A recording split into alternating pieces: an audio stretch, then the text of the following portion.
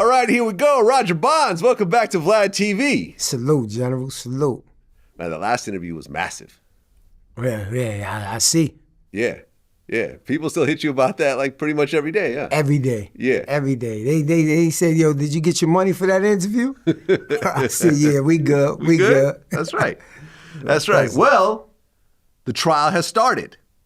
Because last time he had been arrested, he was facing trial, but now the trial has started. Now, have you been called to testify? No, I haven't. Okay. But didn't the feds reach out to your lawyer at one point? I'm not even sure. The lawyer said that they would get back in touch with me and if anything was anything, and they never got back in touch with me about anything. Okay, but they did touch base with your lawyer at one point. I know either they touch bases or my lawyer touch bases. I know they did touch bases. Got it. If they called you and asked you to testify, would you do it? I mean, it depends. I mean, I'm always going to stand up for what's right. You know what I'm saying? And I feel like if they call me to testify, I'm not going to not testify. If you call me to testify, I'm going to testify. Now, whether I plead the fifth or whatever, I'm going to go and I'm going to testify. Got it. Well, from what I understand, a lot of the people who are testifying are given immunity because they potentially are part of some of these crimes and so forth. Right. In one way or another. So, a bunch of the witnesses have immunity. So if they gave you immunity, would you be down to basically say everything?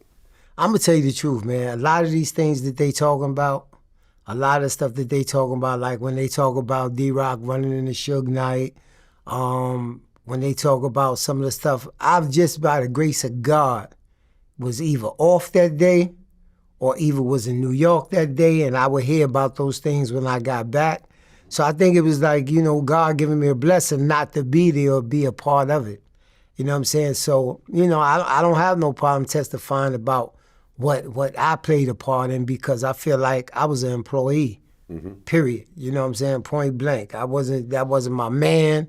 You know what I'm saying? At the end of the day, he ran a company, a Fortune 500 company. It wasn't like he ran no gangster company. He ran a Fortune 5 company, and I was happy to be a part of it.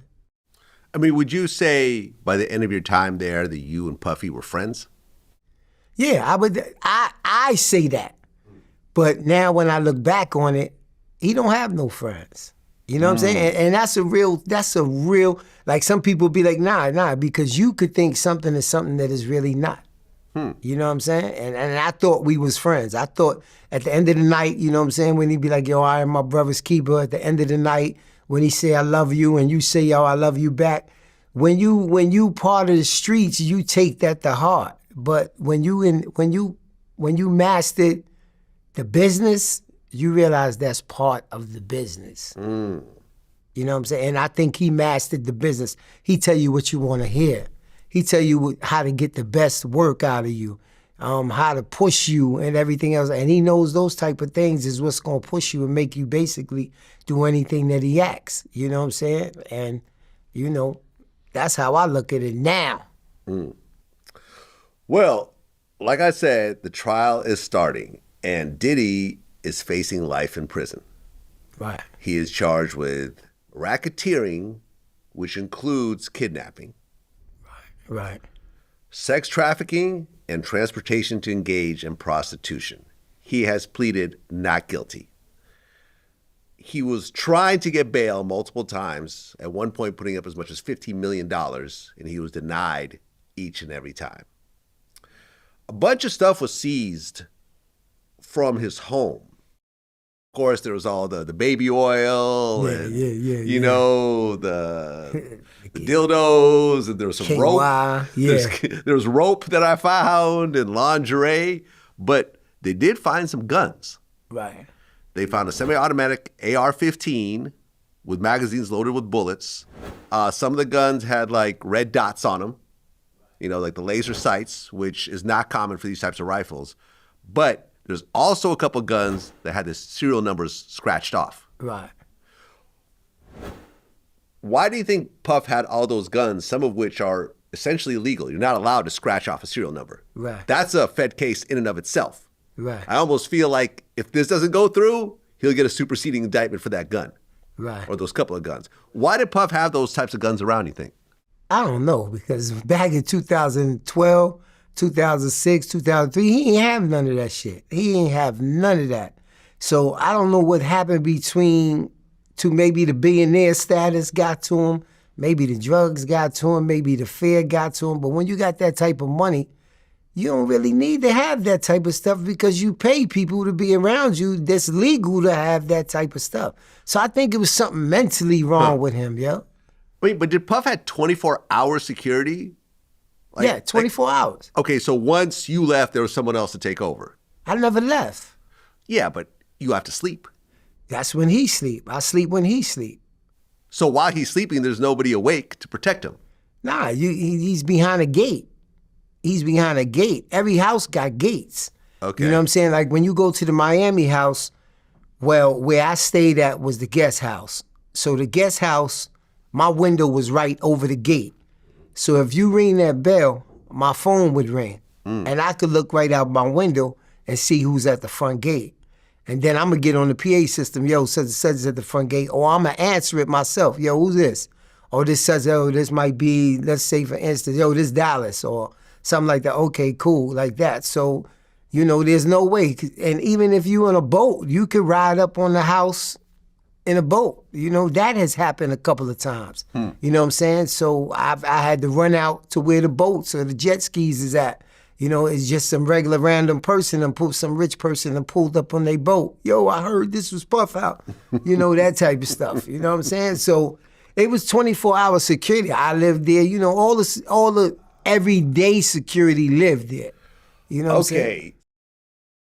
It's not like, okay, end of the night, I'm going to go to sleep, you go home, I'll see you tomorrow. No, you actually slept at the house. Right. Every time.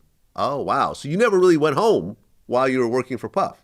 Nah. What we did was if we was out of town, I would work. And then when we got back to New York, somebody else would work. Paulie. You know what I'm saying? Most of the time it was Paulie or whoever wasn't with me out of there. Sometimes we took times. You know, sometimes if he stay out there for 3 weeks or a month, I might be like, yo, I got to go home. You know what I'm saying? But otherwise than that, you know, I did my thing. Like if I went to the club or if I met somebody and spent the night with him or something like that, I hit him and be like, yo, I ain't coming. You going out? He'd be like, nah, I ain't going out. As long as he's staying home, you got the green light to go do whatever you want to do. Okay. He only going to hit you if he say, yo, I'm getting ready to get out of here.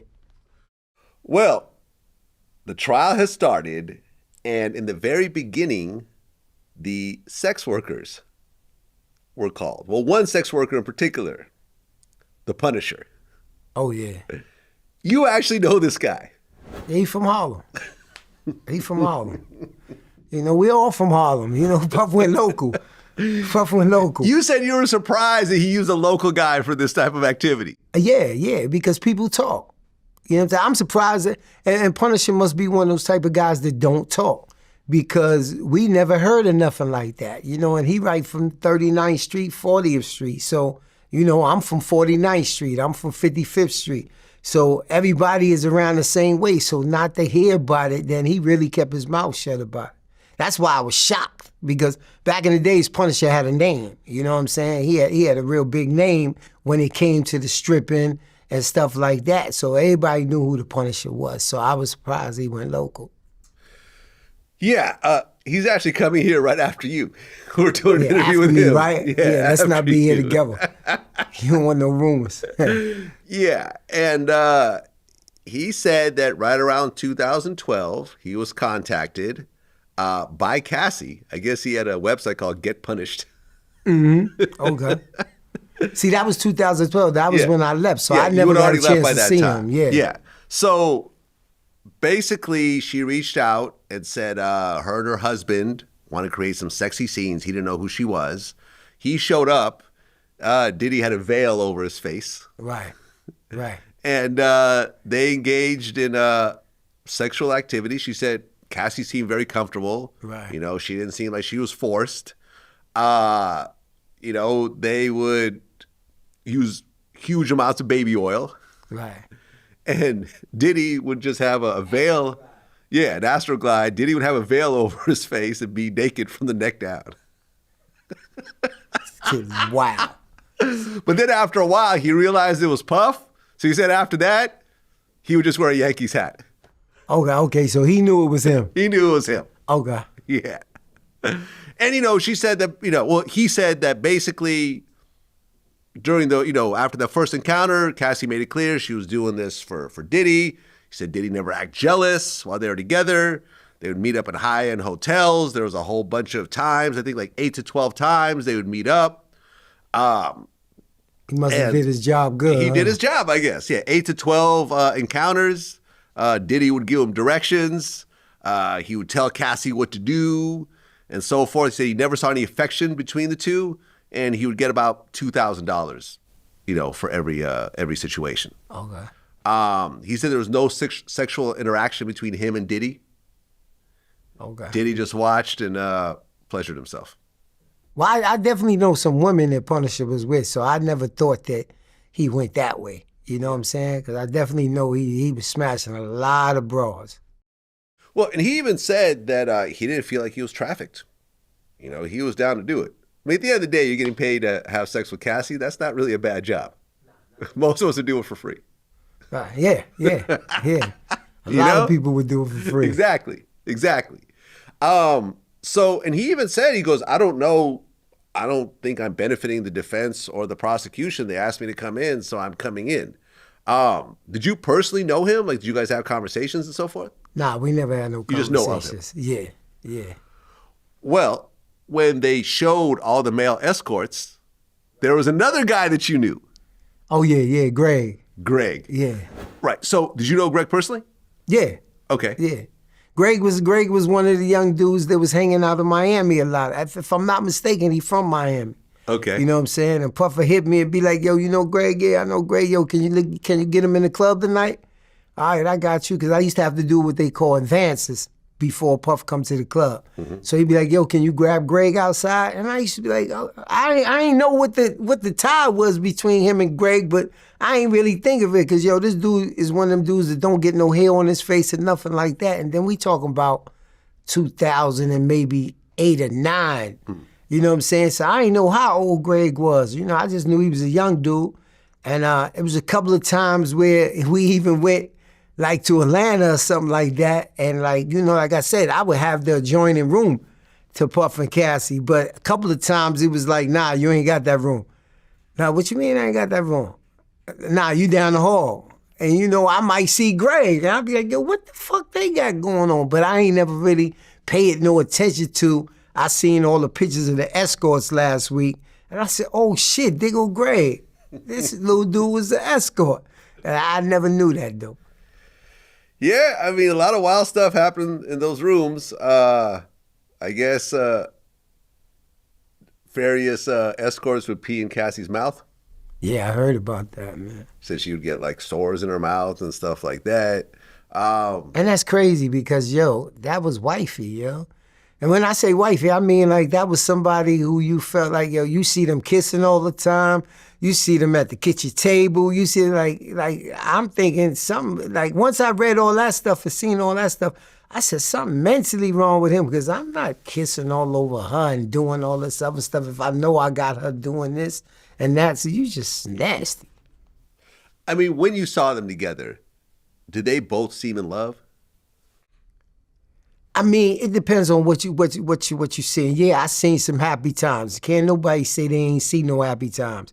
But it's times that I also seen Cassie look like she was drifting off. You know what I'm saying? Look like she was sad. You know what I'm saying? Look like she had a lot on her mind. You know what I'm saying? And when you're dealing with Diddy, you don't know who's real and who's not. Because everybody is playing a role to be liked by this man. A role to act like they good. Like if he say a corny ass joke, everybody gonna laugh and shit like that. So you don't know what's real and what's not. But it's definitely times that I seen her look like she was really, really sad. She wanted her career. She wanted her career, and I feel like she just didn't want to disappoint him in any type of way, form, or fashion because it was still that chance that he would give it to her. I know someone that knows both of them. And I remember I had a conversation with him. This was an off-the-record conversation, so I'm not going to say who it is. But this guy told me that when him and Cassie were together, just the two of them, and they were just friends, right? There was nothing going on, that she would always say, hey, convince your friend Puffy to marry me because I just want to get married. Like, I'm tired of just being this girlfriend. Like, convince him to marry me. And he'd be, okay, cool, I'll talk to him. And from what I understand, she really wanted to marry him. Oh, no question. I remember one time we was in the Hamptons and he pulled me out and he said, yo, man, shorty putting pressure on me. I said, what's she putting pressure on you for? He said, man, she putting pressure on me to get married, da-da-da-da. He said, man, but it's between her and Kim.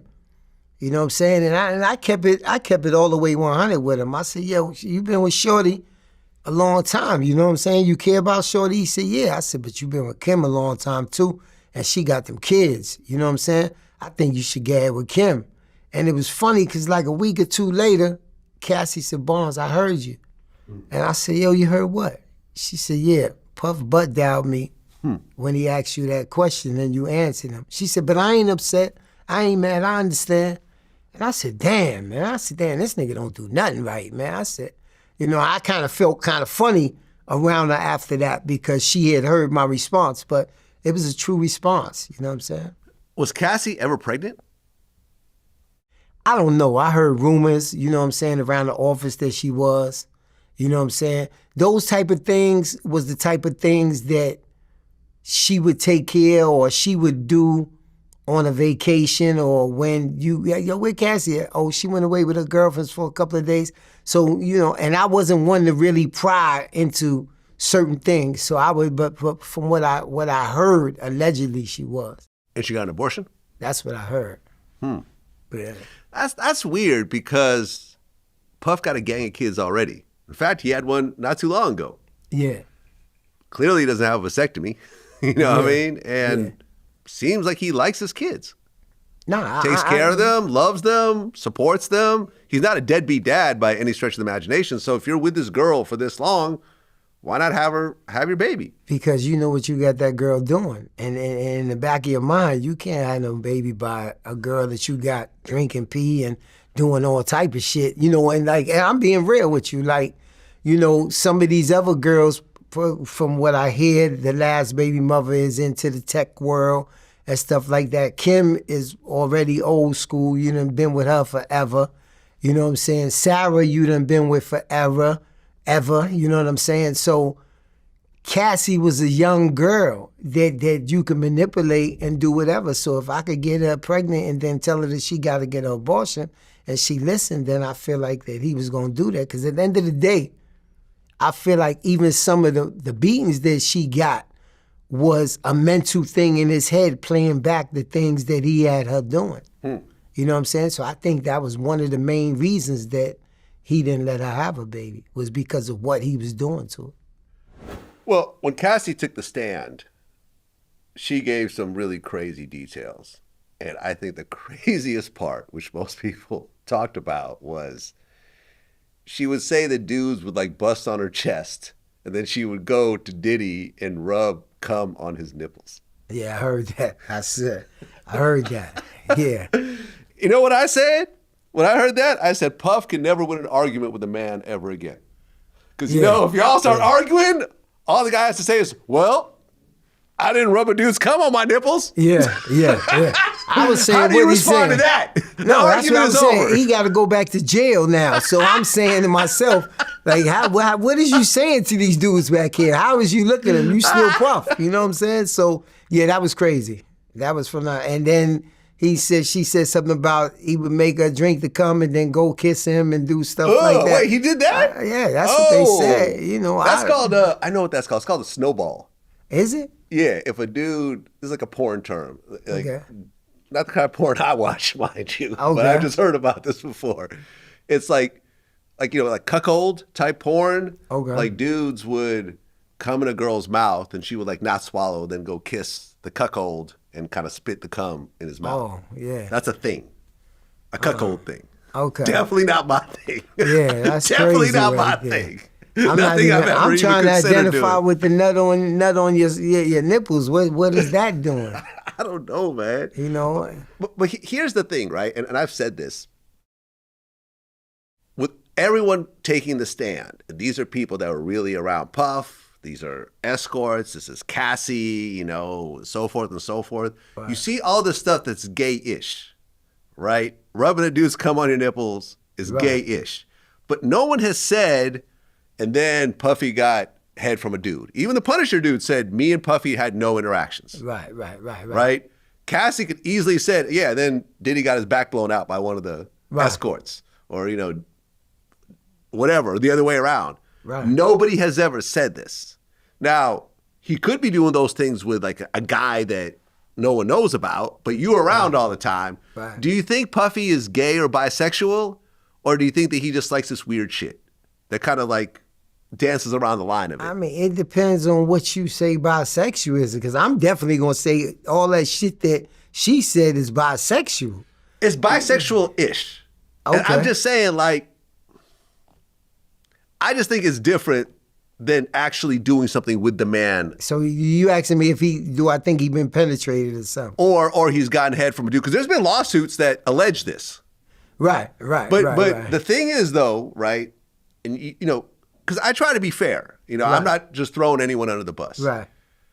I remember I talked to a lawyer that was close to the situation. Okay. And what he said was interesting. He said, look, there's like 100 lawsuits against Puff. You don't think the feds look through every single lawsuit to try to pull in, the people into this actual case? None of those lawsuits included people in this Fed case, which makes me think that a lot of those allegations are just nonsense or just completely unprovable. Right. So everyone, it's a lot different to file a civil lawsuit than to actually take the stand, take the oath, and then lie, and then potentially go thrown in jail for perjury. Right. So do you think that Puff was actually doing really gay stuff with a man?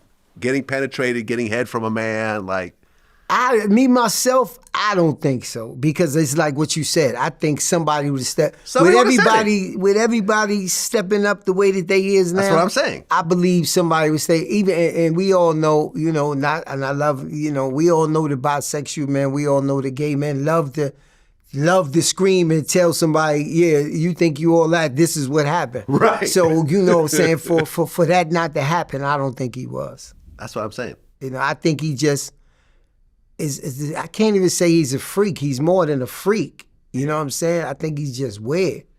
Yeah, I mean, look, if someone tells me, like yourself, is rubbing cum on some other dude's cum on her nipples gay, I think it's gay. I'm not going to argue with you, say, no, that's not gay. Right. I'm just saying that there's different levels to this. And once you cross the line of actually doing things with the man themselves, right, that to me is, okay, you're actually gay. You actually like physical, intimacy with a male. Right. And I just feel like there's always been a woman involved.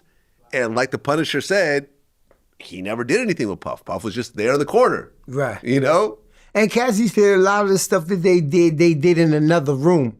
You know what I'm saying? That she would go in the other room. So I think that he didn't want the guy to see that type of stuff. Yeah. And this, that, and other. So I think it might have just been some type of free. I want my girl to do this, We freak and we turn it out. Some people get turning the person out turns them on. So I think by him turning her out that it turned them on. Now, was Kim Porter doing freak-offs as well?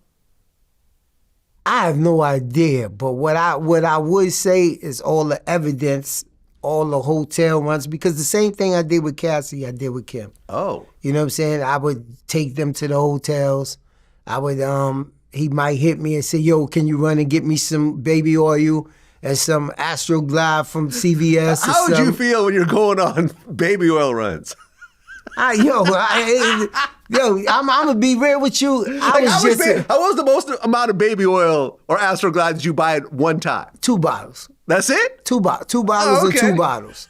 They bought 1,000 bottles. Yeah. I see. A lot of shit changed from 2011 to now, because I used to buy like 2 bottles. You know what I'm saying? Yo, just leave it in front of the door. You know what I'm saying? And I leave it in front of the hotel door, and as I walk down the elevator, I can hear the hotel door open, and somebody just grab it and pull it back in. You know what I'm saying? So 2 and 2 was the most. You know what I'm saying? So all the evidence that I would say goes towards, I would say she was having freak-offs, because I was doing the same drop-off for the weekend. They might stay 2-3 days, and he'd be like, yo, you off until I call you, but I'm probably going to call you Sunday. Sometime he'll call right that Sunday. Sometime he'd be like, nah, we staying for another day. So, allegedly it looked like, yeah. Well, Albie Shore, who has a son with Kim Porter, that's Quincy, right? Yeah. Has kind of for a while, spoke about this conspiracy theory that Puffy has something to do with Kim Porter's death or something like that. I personally have never believed that. Do you think there's any truth in that at all? I don't want to believe it. You know what I'm saying? But I also ain't know everything, all this stuff that's going on. So one thing I know that Puff loves is money more than anything in the world. You know what I'm saying? So with me not knowing all of this other stuff that was going on, I don't know mentally. Like mentally, I can't even see him doing half of the shit that they've proven that he's been doing. So in my mind, the way that I see him with the kids and the way I seen him with Kim and everything like that, I would say if somebody was to ask me, I would say no, he don't have nothing to do with it. But after everything that I've been seeing lately and everything that's going on, I don't want the media to sway me in one way or another. I would say no. But then if Kim was talking about threatening to come out with different things, I don't put that past him. Well, during cross-examination, they showed text messages where Cassie was like, I'm always ready for a freak off. I love these freak offs. I'm whatever. Do you feel on some level that Cassie really enjoyed it and really liked it, and maybe certain times she didn't? To me, it doesn't seem like she was being forced every time. Right. What do you think, based on being around them? I think it was drugs. You know what I'm saying? I think a certain amount of drugs is gonna make you feel a certain way. You know what I'm saying? So and I think that's one of the things that we all hear is about the amount of drugs that they was doing. So you probably doing it to get to that point where you really don't care or you really do enjoy it. So if I had to answer it, I would say depending on how much drugs they did, I think it was times that she really did enjoy it. You know what I'm saying? I think it was times that she actually didn't remember it. You know what I'm saying? I remember one conversation, but I just had my ears open and I heard Puff say, yo, man, I don't remember that shit. I was high, yo. So when I hear about some of the stuff that they say and he say, yo, I didn't remember I was high, I know that some of that shit is true because I heard him say that shit before. Now, 50 Cent's baby mother, Daphne Joy, was mentioned. And I know that she was hanging around Puff. Was that after you left? Yeah, that was after. So you never saw her? Nah. Got it. Him and Puff always had that off and on type of situation. We almost had a fight at the MTV Awards and all that stuff. Okay, so he mentions this. I remember I mentioned this to Tony Ayo when he was on my show last week. Right. So I guess at one point, there was some sort of friction with 50 Cent, and it was at the MTV Awards. Right. And I guess they were talking, and Diddy was like, I don't like that all that back and forth stuff. I like guns. Okay. Do you remember that conversation? I don't remember that conversation because him and 50 went off to the side, but I remember it was just me and Diddy there. And it was Yayo and a bunch of dudes from Queens sitting there, and it was 50, and Puff was like, yo, I'm just going to walk up on him and punch him in his face. And wait. Yeah. Puff said he's going to walk up on 50 Cent and punch him in the face. Yeah, he said, I'm just going to punch him in the face. And I said, yo, what are you talking about? He said, yo, ain't that your man? He said, man, go talk to your man. I said, yo, hold up, B, because he knew me and Yayo was tight. Hold on. Let me see if I get Yayo on the phone real quick. Hold on a sec. I gotta hold on. This is too good. I try to get Yayo on the phone. Yeah, just to get his reaction to this. So I try to talk some sense in Puff head because the other people that was around is just crash dummies. Whatever Puff say do, they do. Me, I'm thinking about the repercussions. So I said, no matter how tight me and Yayo is, you punch his man in the face, all of them niggas is getting up. Yeah. You know what I'm saying? So it's just me and him. So I said, yo, B, you can't do that, man. I said, yo, it's just me and you here. He said, what, you scared? You scared? I said, nah, I ain't scared. I said, I'm just telling you that don't make no sense. So him and 50 talked. And then after about 10 minutes of them talking, he said, all right, come on, yo, let's go. And then Yayo came up and me and him started talking. And he told Puff, yo, you know who you got with you? Da, da, da. He was like, yeah, I know. Woo, woo. And that was the end of that. Because that was like a conversation and a beef and a problem that was over my head. Yeah, it was there because we bumped into him. But I know that they talk on the phone all the time, or they deal with stuff a different way. And then it was times when we got together and they act like they was hunky-dory. So I really didn't know what was going on with them. It was an off and on type thing. Yeah. When I mentioned the whole gun thing to Tony Yayo, I don't like to go back and forth. I got guns. Tony was like, yeah, we were into guns too. Yeah, exactly. Sure. Exactly. We were ready for that. Yeah. I mean, we all have bulletproof trucks. After Diddy and 50 had been doing some press for MTV, Diddy told her that he was having some problems with 50 and that I like guns, in terms of dealing with it. We like guns too. At that point, niggas would have got eradicated. It would, like, come on, bro. We have bulletproof trucks. Like, we like guns too. Like, when it come to 50 and us, we beef with the best of them. Like, yeah. Like, I never had a friendship with Diddy. I never had a friendship with not too many people in the industry.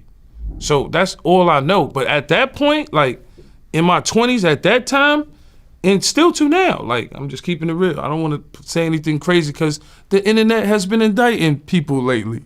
So I don't want to say that crazy. But, like, I'm just like, that would have been crazy for him. I think Diddy was just talking that day.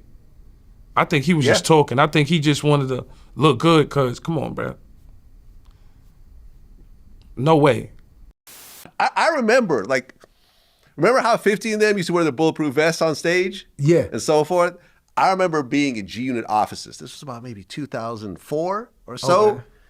And, I would show up with my camera. This was when I was a DJ and I was doing DVDs. And I remember Tony Yayo walks into G-Unit offices, takes off his jacket, and he had a bulletproof vest on, just walking around. Right. This is not a stage prop. Right. This is not for entertainment.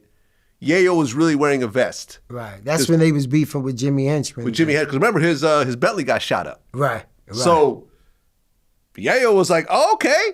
He should have done that. We were ready for that. Yeah. I believe it. Yeah. I believe it. Jimmy even told me that.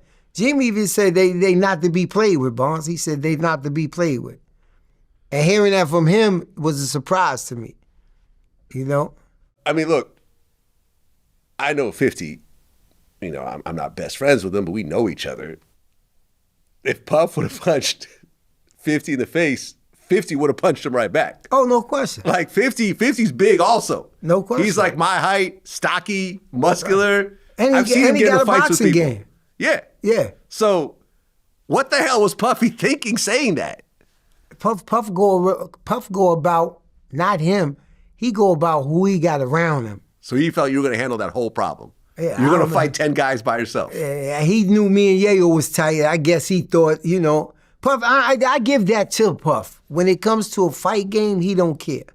That ain't the only instance, I seen him jumping dudes 3 times his size face. You know what I'm saying? He'll fight you all day long. You know what I'm saying? Didn't he slap Drake at one point? Yeah, I wasn't there for that. You weren't there, yeah. I was finished, but they gave me the call the next day and said, yo, your man just smacked Drake. I'm like, huh? So that was true? Yeah, that was definitely true. At Liz. And what happened exactly? Did they give you the details?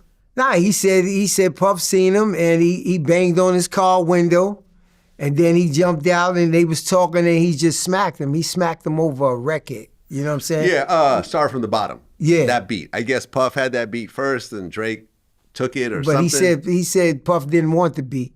Yeah. You know what I'm saying? But then Puff is the type of person that when you make something hot off the beat, that was mine first. You know what I'm saying? You're just being petty, baby. It was that type. But he definitely smacked him.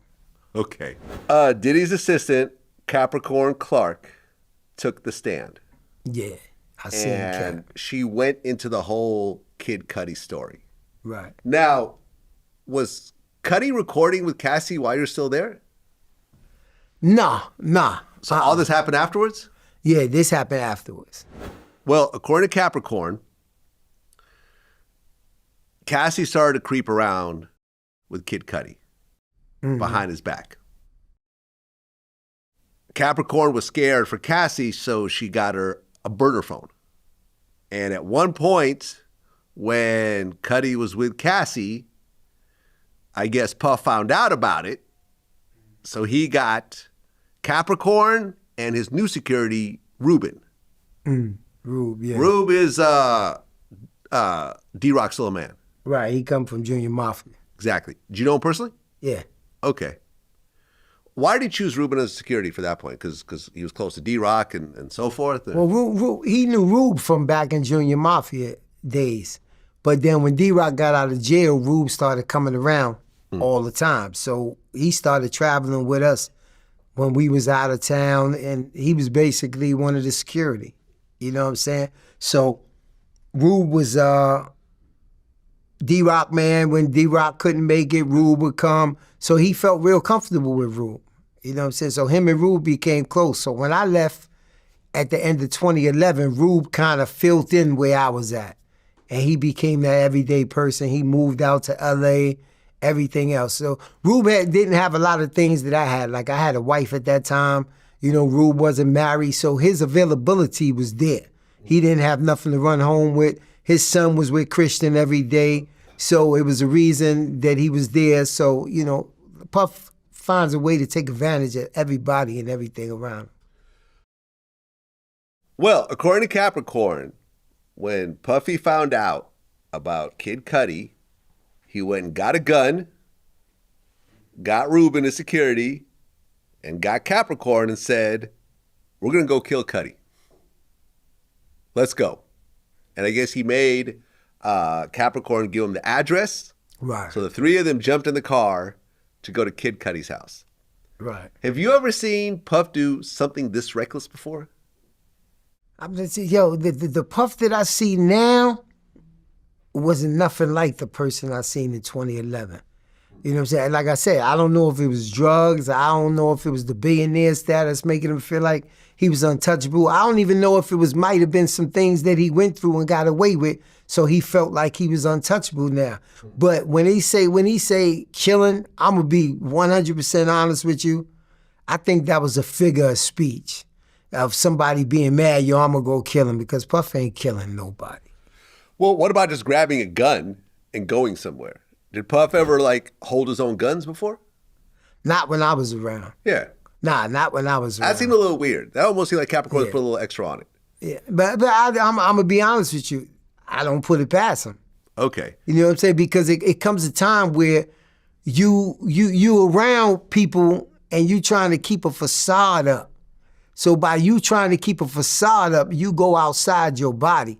And Puff has done that a million different times when you say a person of that status and that amount of money is not supposed to be involved in certain things. I've seen Puff get involved in certain things, certain fights, yo, let's go, we're going to punch him in the face, we're going to do. But everybody's not fighting, Puff. So if you want to go up there and fight, everybody's not fighting. And I used to tell him that. He'd be like, yo, what that nigga say about me? And him and Kid Cudi always had a little situation. I don't know what it was, but it was one time we went to a concert and me and Puff walked in and he heard Kanye on the stage and Kanye was performing. Mm-hmm. And Puff said, yo, come on. So I don't know what's going on. So we run up behind stage. And as soon as Kanye got off, Puff jumped in his face. And I said, yo, what's that about? He said, nigga, that's the 16 that Kanye just wrote for me. He's up there performing the 16 that he sent me for my record, because everybody know Puff don't write his own stuff. Mm-hmm. So I had no idea that was the 16, but and Kanye had no idea that Puff was coming to the concert. So when we walked in, he heard the same 16 that Kanye must have sent him. So it was actually Kid Cudi concert. So Kanye was performing because Cudi was his artist. Mm-hmm. And while we was backstage, it was me and D-Rock, one of Kid Cudi said, yo, I don't know what Puff here for. The only thing he could bring me is Ciroc.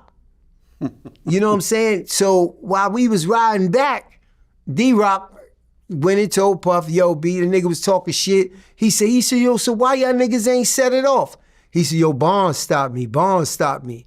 So, you know, Puff started looking at me like, yo, you scared or something? And it wasn't that I was scared. It's just that I'm a thinker, yo. I'm not jumping out the window for every little thing. So I feel like Puff had a little animosity against Kid Cudi anyway. I mean, how many physical fights did you get into while doing security?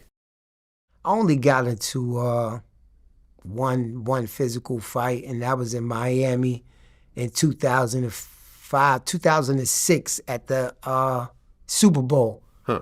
I had took over King of Diamonds. We was actually the first one to take over. Me and Puff came up with an idea because he said, yo, I got with the guy that owned King of Diamonds, and he said, yo, let's do an after party for Puff here. So Puff said, yo, I'm not interrupting my money, because back then Mansion and everything was rocking, and he was already booked for that. So I said, all right, let's do the after party to the party. And we did that. And when Puff got on stage, that was the first time Drake ever been to King of Diamonds. Had just opened. And when Puff came, he came with everybody, from Drake to Rick Ross to everybody. And somebody had said some real slick stuff to him from down below. And we had got it in. We had got into a little fight and everything there. It wasn't nothing big, but that was the only physical fight that I could say. Everything else was basically taken care of because of who I was. And when I stepped to the person, he was, nah, we don't want no problems, this, that type of thing like that. But physically, that was the only fight. Okay, so according to Capricorn, Puff grabs a gun, grabs her and Ruben, and they go to Kid Cudi's house. Puff and Ruben get out the house. She's in the car, and she can see them breaking into the house. Once they're in the house, God knows what happened. Apparently, something happened to the dog. Which, I seen that on the court thing. They said he locked the dog in the bathroom or something. Here's what I think really happened. I think Puff walked in the house and said, "You gonna fuck my bitch? I'm gonna fuck your bitch." He grabbed the dog. He grabbed the baby oil. And fuck the dog, huh? Fuck the dog. Yeah. That's what I think happened. Yeah, that would be I can't crazy. prove it. Yeah, that would The be dog crazy. was never the same after that. Yeah. Yeah, so they went in the house. They went in the house. Oh, wow. But how they get in the house? I guess they broke into the house. Oh, okay. They broke into the house. And then, once whatever dog activities happened inside, they came back to the car. I guess it was an Escalade. They drove off. But I guess, like, while they were in the house, Capricorn called Cassie and was like, yo, like, Puff is in Kid Cudi's house. I guess she was on speakerphone, and Kid Cudi was like, he's in my house? Like, what the hell? So Cudi jumps in his car and heads to the house. Right. As Puff is driving off, they literally pass Kid Cudi. Okay. So Puff turns around and starts chasing his car. Oh, wow. But once they get close to the house, he hears the sirens and all that. So they turn around and speed off. Okay. But from what I understand, one of the cops that were at the scene saw the Escalade, swerve off, took down the license plate of it, and when they looked it up, it was a bad boy vehicle. Right. So it pretty much puts him at the scene. Right. Not But a lot of people drove because every car we had was either Escalade or Yukon, and they was all underneath the bad boy insurance and all that other stuff. I get that, but to have that car at Kid Cudi's house at that time is not a coincidence. No, okay, I agree. It's not just a random bad boy employee just driving past that particular street at that time. Exactly. So it pretty much puts him there. Are you surprised that he would actually break into someone's house and so forth? Because then afterwards, Kid Cudi's Porsche gets firebombed. Yeah, I heard about that. Yeah. I mean, to actually break, that shit sounds ludicrous to me. It's been times where we went over to Kim's house and Kim wouldn't let him in, and we stood out there for 3, 4, 5, 6 hours. Wait, what? This, that, and the other. He would be out there for 6 hours. What? Like, yo, I know she in here, Barnes. I know she in here. And be banging on the door and everything, and yo, they're trying to figure out a way to get in, but in reality, that wasn't breaking in the house because he paid for the house. You know what I'm saying? Because I would be like, yo, why is we out here for like this, man, the police? So what if the police come? This is my house. So he was paying for the house anyway. But for him to like break it to a Kid Cudi house and like to actually, I don't know, but love make you do crazy things. So I don't know, And one thing about Puff is he big on respect. So maybe he felt like it was a disrespect, and You know, I don't know, but for him to break in the house, that shit sound crazy. Now, did it happen? I wouldn't put it past him. Well, yeah. Once he got back to his house and Cassie was there, Capricorn said that he beat her 100% full force. Kicking her. Beat Cassie? Yeah. Okay. Kicked her as hard as he could. She was just whimpering in the fetal position and so forth. And I guess Puffy said that if she intervened, he would attack her next. And Well, all I the know- security I know. sat around and just watched. Okay. So I don't know what security I guess was it was there Ruben. then. Yeah, I guess it was Ruben. Yeah, I know that something happened, you know what I'm saying, because I know that Capricorn got a payout, you know what I'm saying, around that same particular time. You know, you hear stuff just being in the office. You know what I'm saying? You know that she stopped working, and then you hear, her lawyer call, and I forgot who Puff lawyer was at that time, and then you hear, she got 400,000, 500,000, and then she stopped working there. I said, what happened? You know, Puff smacked her, Puff hit her. So I know for sure he had hit Capricorn at that particular time, and she took that payout and left. But then I think She came back. that's what I was going to say. Another year or two, she came back, but she came back in a different role. She came back as his personal liaison, and she was working directly with him. So she would go with us on video shoots and different stuff, and her job would be to make sure that he had everything he wanted and put everything together for him.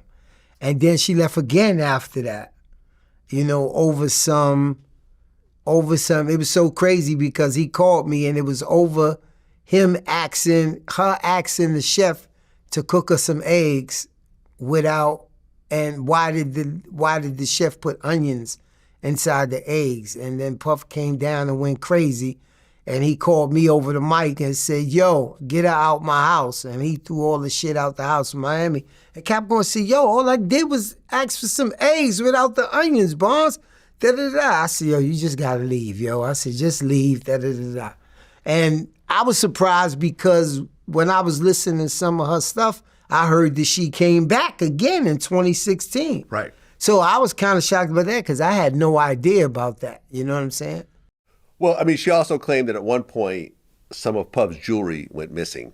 So he locked her in a room for like 40 hours and made her take a bunch of lie detector tests.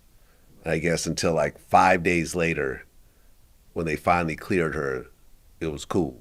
But do you know about this at all? I heard about it, but I wasn't there then. Okay. I came about, I want to say 3 months after that. But I heard about it, that it was like $2 million worth of jewelry and Capricorn. It was at the office. So when I came, it was but she did mention 1710. So 1710 was the Sean John Bad Boy Ciroc office. So that was the whole building that Puff brought on 55th and Broadway. But before that, they was in 1440. So it actually happened when they was in 1440, but she said they took her to 1710 and it was under construction.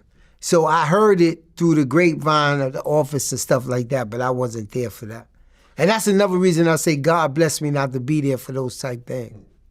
Well, I guess Capricorn used to work for Suge Knight at one point. I don't know if she worked for Suge, but her and Stormy is really, really, really tight because Capricorn is from L.A., so she went to high school and everything else out of L.A., and her and Suge baby mother is really tight.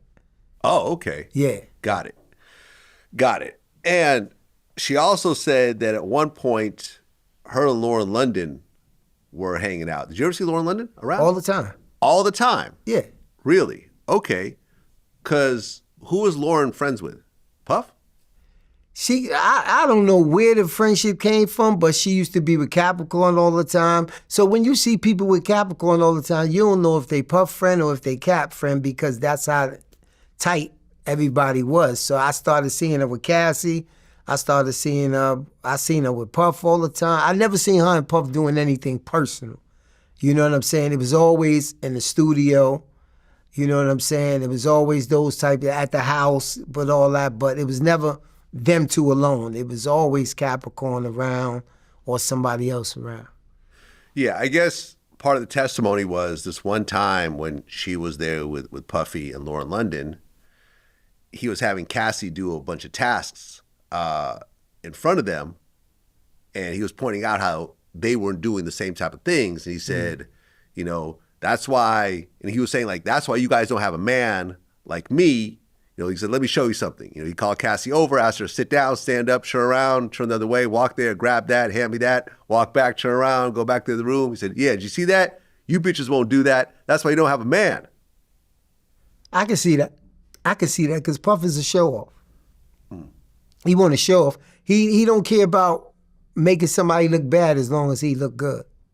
And that was one of the things that I never really liked about him, because he would do stupid shit like that in front of a girl that wasn't really part of our family or wasn't around us every day just to show that he a boss. You know what I'm saying? He might ask me to do something that's really not underneath the security type of thing, like go get her bags or do stuff like that. And that's just to make him, you know, feel bigger. So I could see him doing that. I mean, do you see him have Cassie do a bunch of meaningless tasks like that? Stand up, turn around, go here. Nah, I never seen him do that. Nah. Yeah. You know, it's interesting when Cassie, I guess, was breaking up with Puffy, and she was like, who do I date next? Is Jay-Z available? Yeah, I could see that. I could see that because Cassie was really, like the first time me and Cassie smoked some weed together in Miami in like 2008. I think it was when she first started coming around, and she said, oh my God, I can't believe I'm smoking some weed with Puff Security. And I looked at her like, huh? You know, and then one time I had to get in the club and she said, oh, I feel like Jennifer Lopez. So, you know what I'm saying? I'm saying to myself, like, yo, what are you talking about? You know what I'm saying? So I could see, I could see that. I could see that. He found a kid, yo. He found a kid. And he took advantage of a kid that he knew wanted to be a star. Well, another person took the stand recently, one of Diddy's assistants. Now, the name that she was presented to in court was Mia, because she was trying to hide her identity. But at this point, we all know who this really is. It's not Mia, it's Sarah Snedeker, who was his personal assistant at one point. Right. Did you know Sarah? Yeah, very well. Okay. Now, she claimed that Diddy repeatedly sexually assaulted her while she was employed over the course of 8 years. Right. Do you believe that? I mean, she ain't never say nothing. So she never gave no signs of it. You know what I'm saying? So it's not really about what I believe and what I don't believe. The fact is that she never said nothing. So she never gave no sign to none of us that that was the type of thing. And of course, he never gave no sign that that was the type of thing that was going on. So I can't really even tell you yes or no on that one. Well, but from what I heard, and I know a lot of people that are around the bad boy system, Sarah had a little bit of a reputation. And what was that reputation? I don't know the reputation she had, but when you're on the road for a long time, you know, and when you become friends with a lot of people who you feel are superstars and things like that, sometimes things happen. You know what I mean? Sometimes things happen. You know, you might consider yourself someone's girlfriend, and they might lead you on to think that you they girlfriend and stuff like that. You know, Sarah was very smart, you know, and she would do anything that Puff asked her to do. You know what I'm saying? Like, I think Sarah was from Virginia Beach, and small town, this, that, and the other. So she did everything. I seen Puff yell at her. I seen Puff scream at her. I seen Puff might have threw a pen at her a couple of times, shit like that. And she still would come back like he was God. You know what I'm saying? Well, she talked about a couple instances. So at one point, she needed to change her tampon. So, you know, there was like blood, like was trickling down her leg. And I guess he asked her to go get someone, but she had to go change her tampon first. Puff got upset, and she said that he threw a bowl of spaghetti at her. Said, get the fuck out of my house. He chased her out. She was barefoot. She was first hiding in a bush, and then she went to a hotel. Then she got suspended without pay. Mm. Does this sound like an interaction between Puffy and Sarah? Yeah, I heard about that. You heard about the spaghetti? Yeah, I heard about that. Okay. What was he so upset about? It's because he wants you to do it when he say do it, and he don't want nothing else to come in between that. You know what I'm saying? It was one thing that she talked about. I think I was there for that where she got suspended. You know what I'm saying? I remember one time she got suspended. But if you don't try to find out what's really going on, little different stories float around the office. You know what I'm saying? Yo, what's Sarah here for? They won't really tell you what's going on. Oh, something happened in her family. Oh, she this and that. Because whatever Puff went through with his assistants, it went through the chief of staff to them. And they never wanted to be embarrassed by what it was really about. So they would throw it off to different things. They would be like, okay, you played your lane. If you was security, you was security. The only reason that you found out about some of these things is because from y'all living together, from y'all staying together, from y'all being together so much, y'all talk. And all these people was smiling in front of Puff's face, but they was talking about him behind his back. You know what I'm saying? When it comes to happy, wasn't nobody really happy. I heard her on the stand saying, yo, you look really happy, and you look, yeah, you play that. You play like you happy, and you can't never lie and say you not having no happy moments. I mean, you in the top tier hotels, you in the top tier places that you could ever be, and you're not working every minute because there's times where Puff got to go to his room, whether it's for a freak off or whatever. That's free time that you got. You know what I'm saying? So you take pictures, you make it seem like you enjoying yourself, you having a great time. You got your food in your hotel room and everything else like that. But really deep inside, you like, man, I really want to. Once the enjoyment is over, you're like, yeah, I'm ready to get up out of here.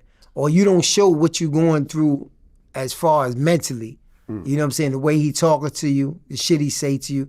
Now, he talked to security a little different, especially if you kind of bark back at him. And it came a point where I was through kind of like the Puff era and like doing everything he said do without coming back. And me and him started getting into arguments. Yo, I'm not doing that, yo. This, that, and other. And when it becomes like that, he's going to start pushing you away.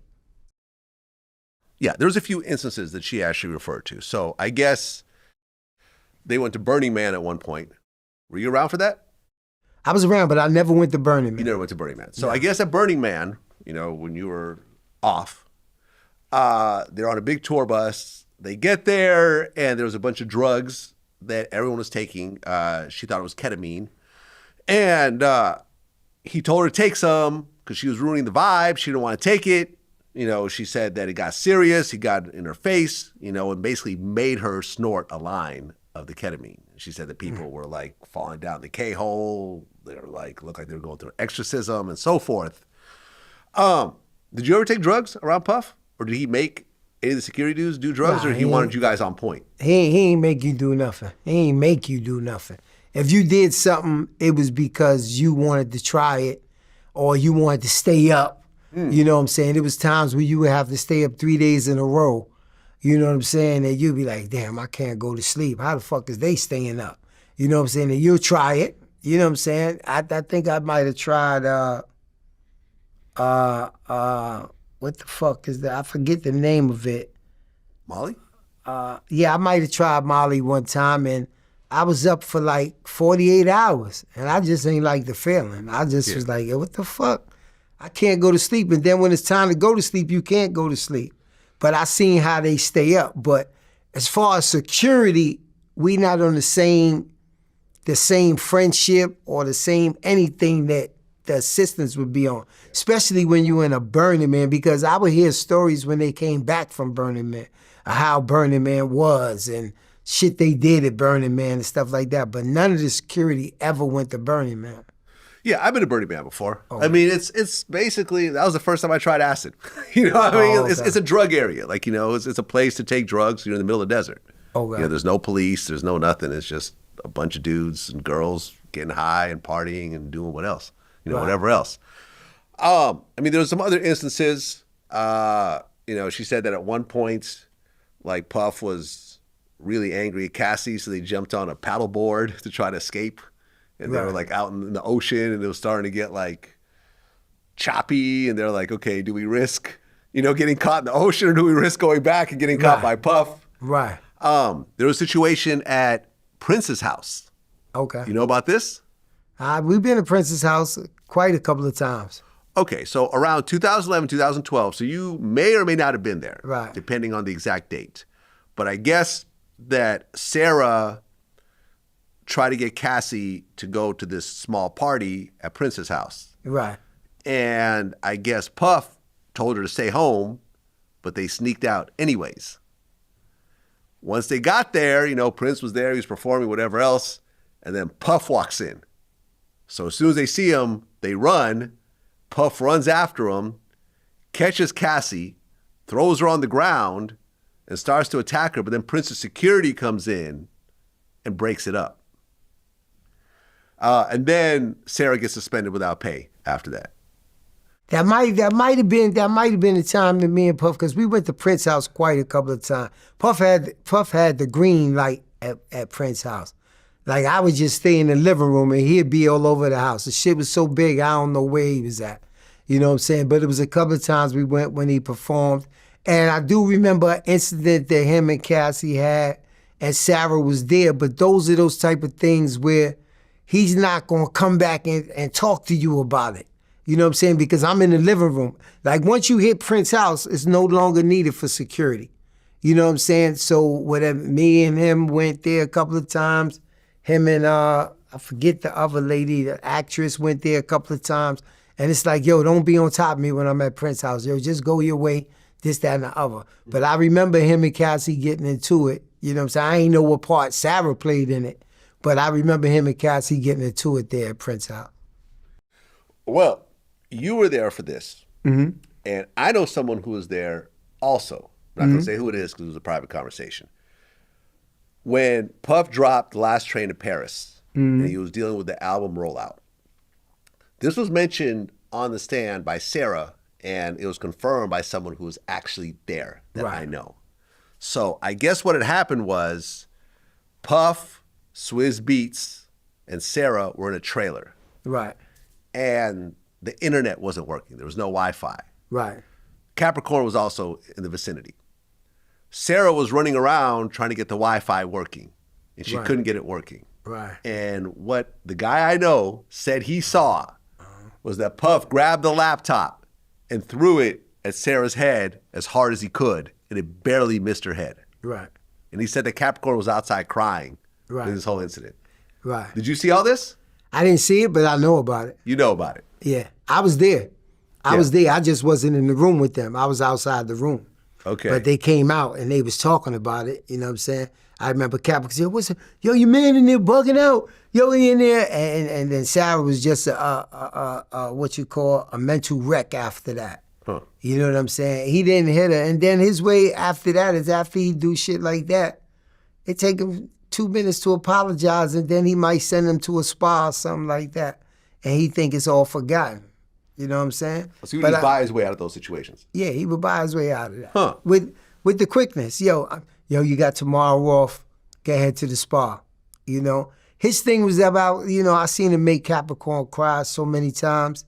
You know what I'm saying? I seen him make Sarah cry so many times. He just got off on that. Not by a physical hand, because he never did that in front of me. Now, whether he did that in front of other security, I'm not too sure. The only time that he did that in front of me was when Cassie talked about it on Sunset Drive after that party, where she said I intervened with it and tried to stop him and all that. That's the only time and that really wasn't in front of me. That was just them, and I happened to be inside the truck and I seen it. So Puff did a lot of shit around people that he know he could do it that wouldn't intervene, or people that was doing that shit to their girl, they self. You know what I'm saying? And I would see a lot of the aftermath of the shit that he did, like when he sent me to the hotel to check on Cassie and all that, and Cassie opened up her shirt and she was like, "Look," and she showed me all the on her chest. You know what I'm saying? People sometimes think that you there for that. Nah, you're not there for the actual beating. You actually get to see what went on, and you'd be like, damn, why you still with him? But it even came to a point, like I heard Sarah say on the stand, and she said, they said, did you ever talk to Cassie about leaving? And she said, you heard what Barnes said. Barnes said that Cassie would go back and tell everything. And that's what she did. So even when I asked Cassie, yo, why you still with him? When she showed me a chest, it was at the London hotel. And Puff asked me to go check on her. And I went and checked on her. And I said, what's up? You need anything? She said, yeah, I just need some weed or something like that. She was like, I said, yo, you all right? Because she was like, man, she said, I'm all right, but look. And she showed me that her chest was all bruised up. I said, yo, why you still with him? So 2-3 weeks later, when they back hunky-dory again and they cool, maybe they getting high or whatever, you know, Barnes asked me why I'm still with you. He said I should leave. And then the next thing he's calling me, yo, why the f*** you talking to my girl about shit like that? So I just stopped talking about it. Well, yeah, I mean, one of the exhibits in the case was this picture right here, which is Cassie's bruises. Yeah. Now, these don't look insanely crazy. They insanely crazy, but no matter how they look, because you ain't got no reason hitting on no woman like that. That's true. That's true. But I just meant, like, it's not like a Rihanna picture. Like, remember, like, the Rihanna Chris Brown picture where her face was all just puffed up and so forth? There's a bruise on her leg and kind of like on her butt. Yeah. I remember Rihanna. I stayed with Rihanna and Chris Brown during that situation. They stayed at Puff House in Miami. Oh, you were there? Yeah, I stayed there. Puff woke me up in L.A. one morning and said, yo, I need you. I said, well, what's up? He said, I need you to go to Miami. He said, I'm letting Chris and Rihanna stay at the house. I need you to make sure everything is all right. Was he at the house too? Nah, he wasn't there. He stayed in L.A. Oh. And he just sent me because he gave them the house to try to get their stuff together and everything else like that. Huh. And it was paparazzi across the street. He said, I just need you to make sure that the cameras don't get in there and everything. So I flew out there, and it was even pictures of me and Chris Brown and them on the jet skis out there. So I stayed out there for the week and a half, and they told me everything that happened, and, you know, they was trying to get it together. How was the interaction between Rihanna and Chris Brown during that time? Were they really getting along, or was there some arguments, or? Nah, she wasn't really fucking with him. Oh, really? Even when she was there, you know, I think Puff had told him to go out and buy a Cartier bracelet. He said, yo, you got to go buy her some gifts. So he went out there and brought her a Cartier bracelet and all type of stuff. She was running around with her girlfriends. She had her girlfriends at the house, too. And they was just running around. Paparazzi was up in the air, and helicopters trying to get pictures. So they was running from house to house, hiding from underneath. But she wasn't really dealing with him. She was talking to him, you know what I'm saying? But she really wasn't. You seen the distance between them. And Chris had told me, he said, yo, she's mean. He said she spazzed out on me about the girl, and she hit me upside my head. He told you about the actual incident. Yeah. So tell me exactly what he said. He said somebody had texted him. He didn't tell me who texted him, but he said she had grabbed the phone and she seen the text, and she hit him upside the head. You know what I'm saying? He said when she hit him upside the head, he said, yo, Barnes, I'm not gonna lie. He said, I just spazzed out. He said, I blanked. He said, I blanked. He said, I blanked out. He said, I'm sorry, man. He said, but I blanked out. He said, Shorty, we was sitting right at the pool. He said, Shorty is mean, yo. You don't know how mean she is. And he said, when she just hit me upside my head like that, he said, I just blanked out. Yeah, no one ever wants to talk about this part. Yeah. People always want to, paint Chris Brown as the monster. And, it still haunts him to this day. Like, he still loses gigs. I remember he was supposed to do like a Michael Jackson thing on BET, and they cut him out of it and so forth, all because of this whole Rihanna thing. Right. But no one wants to talk about how Rihanna threw the first punch. Right. And Rihanna's not a little girl. I've interviewed Rihanna before, earlier in her career. She's like my height. She's like 6 foot tall. Like with heels, she's like 6'2". Right. You know what I'm saying? So you got this husky girl essentially probably hitting you as hard as she can because she's angry, but you're the bad guy for retaliating, unfortunately. That's how society works. Yeah, I mean, you the bad guy regardless because she's a woman. Exactly. You know what I'm saying? But and what I'm saying, they're about the same size. Chris is not a little dude. No, he's not a little dude. You know what I'm saying? Especially at this time. We talking at the age of 17, maybe? No, they're like 19, I think, 20. Yeah, okay. We talking about at a young age. You know what I'm saying? And when Chris stood next to Rihanna at that time, he was bigger than her. No, I'm You not know what saying I'm the saying? same size. I'm Yeah. just saying, getting punched in the head by Rihanna, I wouldn't look forward to that. Yeah. That seems like that probably hurts. Yeah, no, it probably did. But Yeah. he definitely said he was wrong. Yeah. And he definitely said, he said, I blinked out. That was his exact Well, because words. no one wants to get hit. Yeah. You know And what I'm it saying? don't sound like it was the first time. Oh. You know what I'm saying? It don't sound like She it was had the been first hitting time. on him. Yeah, he said, yo, she always hit me upside my head. He said, yo, she just mean, yo. Huh. And I guess he just reached, that limit that one time right there. I mean, it was interesting when Kid Cudi got on the stand, he basically was like, I guess Puffy wanted to meet up with him to talk about the situation. And he wanted to like whoop his ass because he was mad about the dog and whatever. And he said that Puffy looked like a supervillain. Right. Right. But what he said was, as he's meeting with Puffy, Cassie walks in. Okay. And he was like, and I remember Brian Steele cross-examined him. He was like, how'd you feel when you saw that? And he said, I think she was playing both of us. Right. That's that's Puff doing. Because that's one of those things where I'm going to show you that, quote unquote, she belonged to me. Yeah. I'm going to show you my power. Yeah. Puff is big on power. Everything with him is power. And that's why he in this situation right now, because it's power. People don't understand. People say, yo, what you got to understand is that you have employees. You got people that's scared for their job. You got people that's scared of being blackballed. You got people that don't want to see his power exerted. So before this happened, this was one of the powerfulest men in the industry from back in Wendy Williams' days. I guess people like to use this whole blackball term loosely. And I've always felt, because I've been in the music industry since maybe 2002. It's coming up on 25 years. Mm-hmm. I always felt it was bullshit. Because, for example, I'll tell you one situation. Me and you haven't talked about this before. Right. But at one point, this was maybe 2009, maybe? Okay. Maybe 2009, 2010. Nude photos had leaked of Cassie. Okay. It was a picture of her on the bed with her legs spread open and her titties out. She was naked. You could see like the nipple rings and stuff like that. And it was just her with her legs open. So with this being the early days. I didn't see those, yeah. Huh? I didn't see those. Oh, yeah. Okay. Yeah, I saw. They're all over the place. They're all gone now. They're scrubbed off the internet.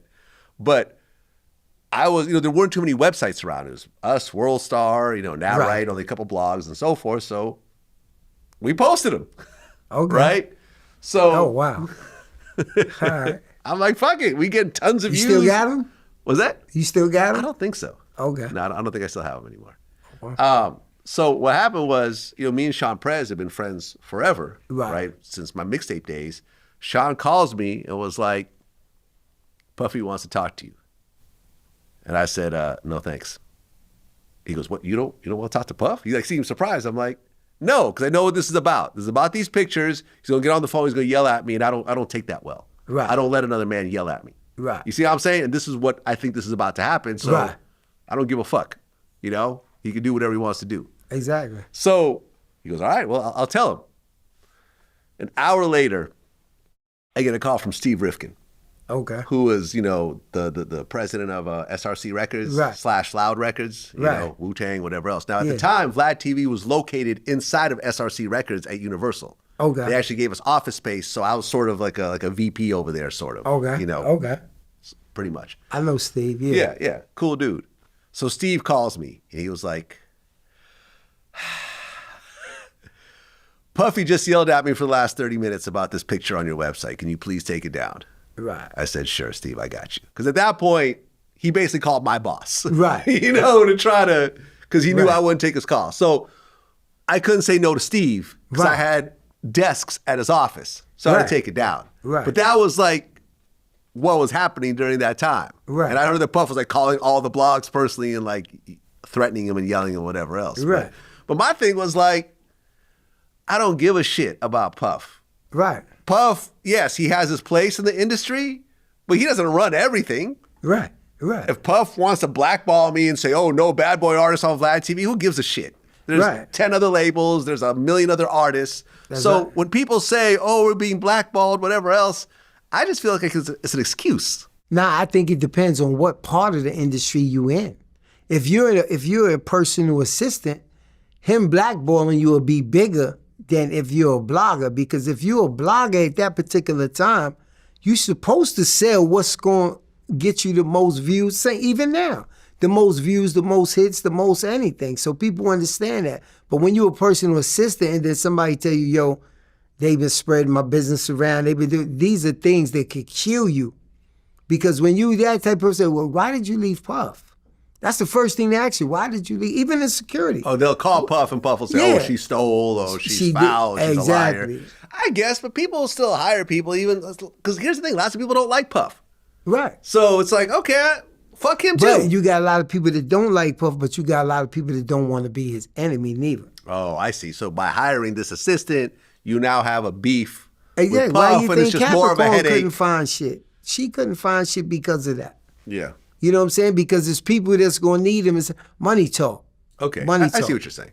I see what you're saying. Well, one of the security guards from the Intercontinental took the stand. Right. And what he said was that Puffy paid him $100,000 for the security footage. Gave it to him in a brown paper bag full of cash. He split it with the other security guards. His cut was $30,000. I guess Puff was like, oh, you know, make sure you don't like get too flashy with the money. You don't want to attract any attention, whatever else. And the footage disappeared for a while. Mm-hmm. Did you hear about this at all? Because this was after you left, right? Yeah, I didn't hear about that until I seen the video. Once I seen the video, I was like, whoa. I had heard there was another situation. It was like some fight happened in a club, and Puff, like I guess some dude like walked up, and Puff was kind of turned off by him. He had the security basically beat his ass, and then when he went to try to go sue, the club didn't have that footage. Did you hear of Puff buying footage and you know, hiding footage and stuff like that when situations recur, or not really? I heard of something with Cassie and a guy in a club. The guy was talking to Cassie in the club, and Puff smacked him. You know what I'm saying? Puff smacked him, and then Jay-Z got involved in it because Jay-Z knew the dude that Puff smacked. Oh. You know what I'm saying? And I heard Puff call Jay-Z. I wasn't, by the grace of God, I wasn't working that night neither. I think D-Rock was working that night. And when I came to work, a few days later, they told me the story. And I forgot, I can't remember who told me, but I know that Jay-Z or somebody in Jay-Z camp had spoke to the dude, and the dude said, yo, tell Puff, give me $30,000. And they had to give him $30,000, and the dude never pressed charges. I don't know about footage of a fume or nothing.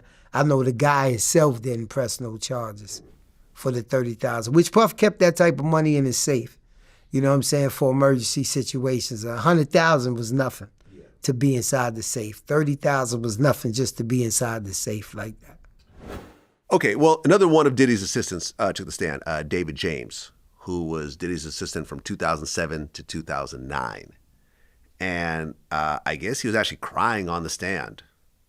I guess there was a picture of Diddy on the wall, and he was told, this is Mr. Combs' kingdom. We are all here to serve in it. Does that sound like something that would be said? Of course. Mr. Combs' kingdom. Of we course. all serve in it. Like y'all are slaves or something. I know. Of course, that's how he treats you. Huh. Yeah. Period, point blank. Wasn't there issues with you getting overtime? Of course there was. I spoke about this way before what they was talking about, if you remember. I said we used to work 20 hours a day, sometimes 72 hours. Because see, assistants and security have to be with him at all times. So if he's doing an album, you're inside the studio working for 2 days straight. Meanwhile, he got things to keep him up. You don't have nothing to keep you up. And it was a time that he was at Atlantic Records. Bad Boy was underneath Atlantic Records. So our timesheets would go into Atlantic Records, to Craig Cowman, Julie and them, it would go into them. And they seen the hours that was on there, so they would have to bill Bad Boy because Bad Boy had a certain amount of money. And one day we was driving in the car, and Puff said, what the fuck? What the fuck? And he said, yo, you doing this shit to me too? So he found out that people was putting in the hours that they really was working. You know what I'm saying? We're working 120 hours in a week and things like that. And he's like, nah, I can't pay y'all for that. And everybody was like, yo, this is just what we working. We just putting in. Call time is 7 in the morning.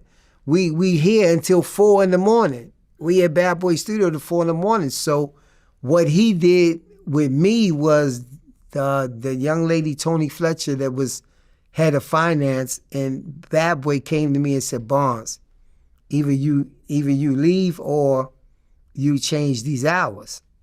You know what I'm saying? And she made me change my hours to 12 hours a day, 7 days a week, right? But that's still overtime, though. Huh? That's still overtime. So, for example... That's overtime, yeah. But that's not what I'm working. I'm working 20 hours a day. Yeah, that's crazy because I've got a staff of like 11 people. Mm-hmm. And I have to follow the rules. If you work more than 8 hours a day or more than 40 hours a week, you get paid time and a half. My employees could attest to this. Right. I don't expect anyone to work more than 40 hours and not get paid time and a half. Right.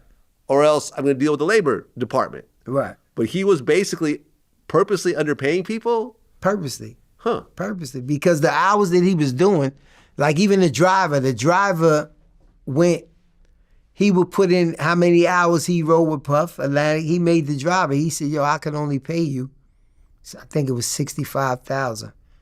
And the driver was making like $160,000, $170,000 because of the hours. And he made him do that. He lost his house and everything else. But Puff came and told him, he said, yo, man, do me a favor. I need you to stay with me.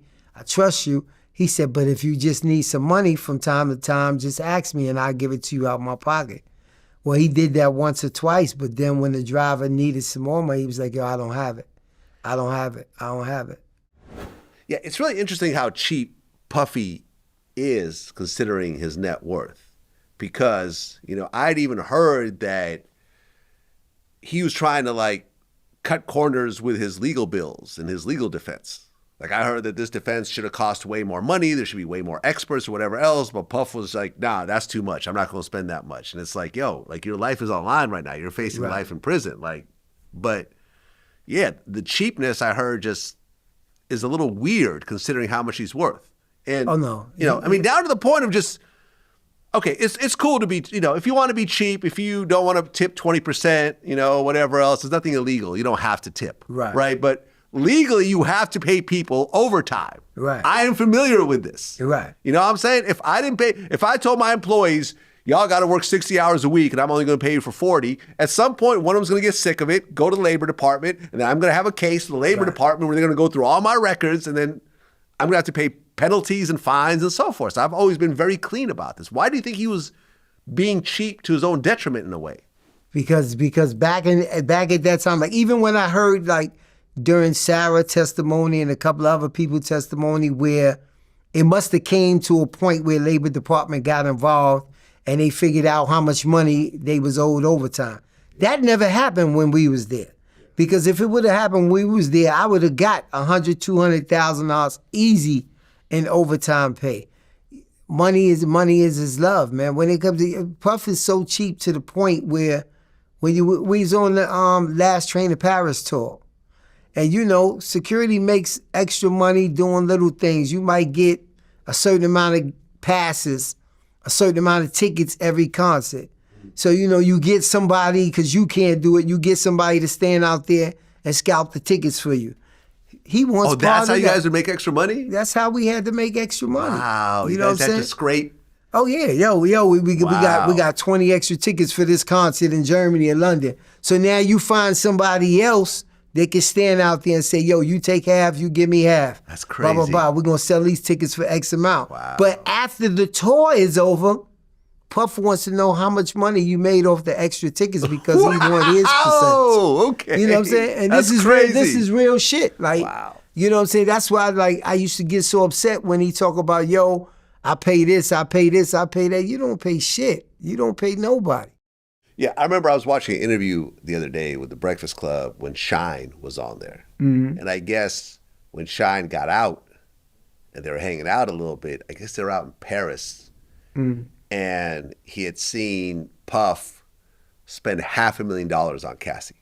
Right. That's what he said. Right. And then like Puff was like, had a talk with him afterwards, was like, hey man, listen, I'm sorry. The lawyers was telling me, you know, to turn against you. I didn't want to do it. I know that was a mistake and so forth. I'm really sorry. Yeah, you know, you took that case. You did it 10 years. Here's $50,000. And Sean was like, I did 10 years. You gave him $50,000. And I just seen you give this chick $500,000. Right. If you would give me $1 million, I would have been, okay, that's Right. cool. Like, okay, thank you. But $50,000, he said he was damn near ready to give it back. Right. But he didn't. No, he didn't. Because you need it. And that's need what it. Puff Yeah. plays off. He plays off the fact that he know you need him. Or same thing with security assistants, everything. You just came home from jail. All right, you making $70,000 a year with me, but you need me. Yeah. You know what I'm saying? Where else you going to go? Yeah. You know, where you going? You know what I'm saying? So whereas he say, okay, I'm paying you more than the average person pay, I'm not paying you what you worth. And that's Puff, 100%. Everything he does, he wants to cut the corners on. I book most of his parties throughout the years. Yo, Barnes, I don't give nobody 20%. I'm not giving nobody 20%. I'll give you 10%. You know what I'm saying? Then it came to a point where in order for me to be able to book it, I only would get 5%. Wow. You know what I'm saying? But he's getting $40,000 or $50,000 a party, so I say, fuck it, give me the 5%. You know what I'm saying? Give me the 5%, because 5% is better than nothing. But this is the type of advantages that he takes. Right, because 5% is like $2,500. Exactly. But if you working anyway and you gotta book this party anyway and you make an extra $2,500, you start to have the mentality of, okay, at least I got that. But why, at the end of the day, why you couldn't give me my regular, start off at 20% or give me my 10%, whichever it was, you know? Well, yeah, I mean, the CFO took the stand, and he was basically implying that Puffy was engaging in tax evasion. Because he was like, you guys would get the money in cash, and then he would basically just take the cash, and then later on, it'd be the check that he would actually declare on his taxes and so forth, right? Okay, so you saying the first half would be cash. Right. You know what I'm saying? That was our job right there, to go pick up the first half. So the first half would be cash. Whatever they did with it, you know, we not accountants. We didn't know. You know what I'm saying? All I know is that this is something that's been going on before I got there. You know what I'm saying? When I got there in 2003, 2004, I got, let's just say mansion or live, or let's say 112. I got a party, go see this person right here. They got to pay me half. I'm charging them $50,000. They're going to give you $25,000. Once you get that $25,000, you take it to the CFO, or you take it to Puff, or you take it to whoever they tell you to take it to. Yo, digga, I gave that $25,000 to such and such. Oh, okay, cool. So they only owe me the back end. And then the back end would be a check. You know what I'm saying? You don't have no idea what that first end is for, but then you start hearing, like when Derek took the stand and stuff like that, that you paid that first half so that he could get around taxes. Right. So he basically pocketed the $25,000 in cash and just kept that in the safe, and then the other $25,000 would be declared. Right. Is probably what's happening. Right. Yeah. Gotcha. Cassie, you know, because she basically filed a lawsuit against Puffy asking for $30 million. And I had heard a bunch of different stories. I'd actually heard that he only paid a few million, like maybe $4 or $5 million. But she got on the stand and said she got $20 million. Right. And she's getting another $10 million from the Intercontinental. Right. That's $30 million. Right. In a civil case, when it's an assault, that's tax-free. Right. The lawyer, I mean, usually lawyers take 30%, but I think in a situation like this, she could probably negotiate it down to like maybe 5% because the numbers are so big, Right. 5-10%. So she's walking away with, I don't know, maybe $25 million clean. Right. That's an insane amount of money. Right. Were you surprised when you heard this? No, because I actually thought it was 30. But when I listened to everything she went through, and I actually seen some of the things that she went through, I would say it was well worth it. I would say it was well worth it because you endured this for 10 years. You ain't endured this for 6 months. But did she really endure it, or did she really want to be there? We don't know that. Because look, even Capricorn said, "Oh, Cassie has some talent, but she's not a Mary J. Blige or a Whitney Houston." Cassie had one hit that Ryan Leslie wrote for her because they're in love, Right. And he put everything into it. You and I have the same chances of getting a hit that Cassie had at that point.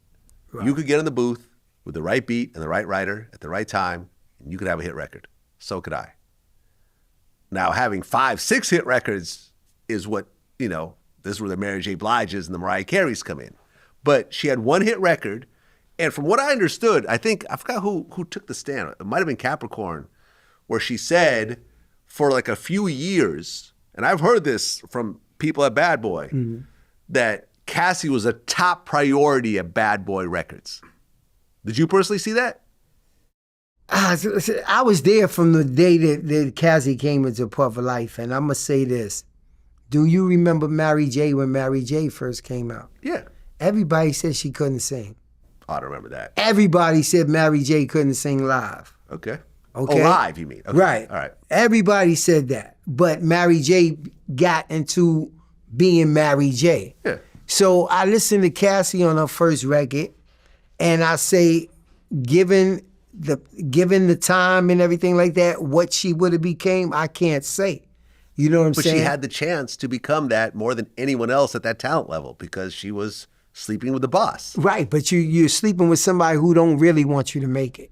Do you really believe that? I believe that. That's not what I heard. 100%. That's not what I heard. That's not what I heard. No, when I say that, I mean she stayed in the studio. Don't get me wrong. That's what I'm saying. Who's paying for that studio time? Well, she didn't have to pay for that studio exactly. time. Puff is paying for it. But she's at his house. She's in the studio at the house. But I'm not saying it's free. The producers aren't free. The guest appearances aren't free. Listen, I heard from someone at Bad Boy that when Cassie finished a record, it was given the same priority as every other artist at Bad Boy. It wasn't like, okay, yeah, whatever, there's a throwaway record. No, okay, I wouldn't know that. I just know the work that she does. I talked to people. They said, listen, we try to push these records as hard as we could. People just weren't taking to it. And after a while, you realize, okay, listen, I'm around all these real artists. I'm not as good as all these girls that are actually real singers. No, I agree with you 100%. I can't dance. My performances, remember there was like a BET performance where she just like sucked. Right. You know what I'm talking about? Right, exactly. And like everyone was like, okay, she's whatever. So my whole thing is like, I think Cassie knew, listen, I'm not really that talented. I can't really sing. I can't dance. I'm not an entertainer. I'm not as good as all these other people who I'm constantly partying around. And yet I keep, getting these chances. But I know I'm not really talented. Just like me, I know I can't sing. Right. You probably can't sing either. Right. And that's okay. Right. That's okay. No, I agree with you in that way. Right. And I just want to say this. When Cassie left Puffy, there was no bidding war from other labels. Right. No one wanted to sign her. Not because they were scared of Puff. Lots of Bad Boy artists went on and had deals with other labels and stuff like that. Went on to do independent, shit and stuff like that. People knew. But let me ask you something about other Bad Boy. Who was successful at it? What do you mean? When they left, who was successful? Let me see. Give me a Bad Boy artist that was successful when they left. The Lox. I can't really say that because the Lox never really was there. The Lox were signed to Bad Boy. Yeah, but their success came from being with Rough Riders. They were also successful with Bad Boy initially, but they wanted to leave. What are you talking about? They had a bunch of records on Bad Boy. What they had on Bad Boy? Let me see. Hold on. What they had on Bad Boy? Let me see. That's what I need you to go back to. They had 24 Hours to Live.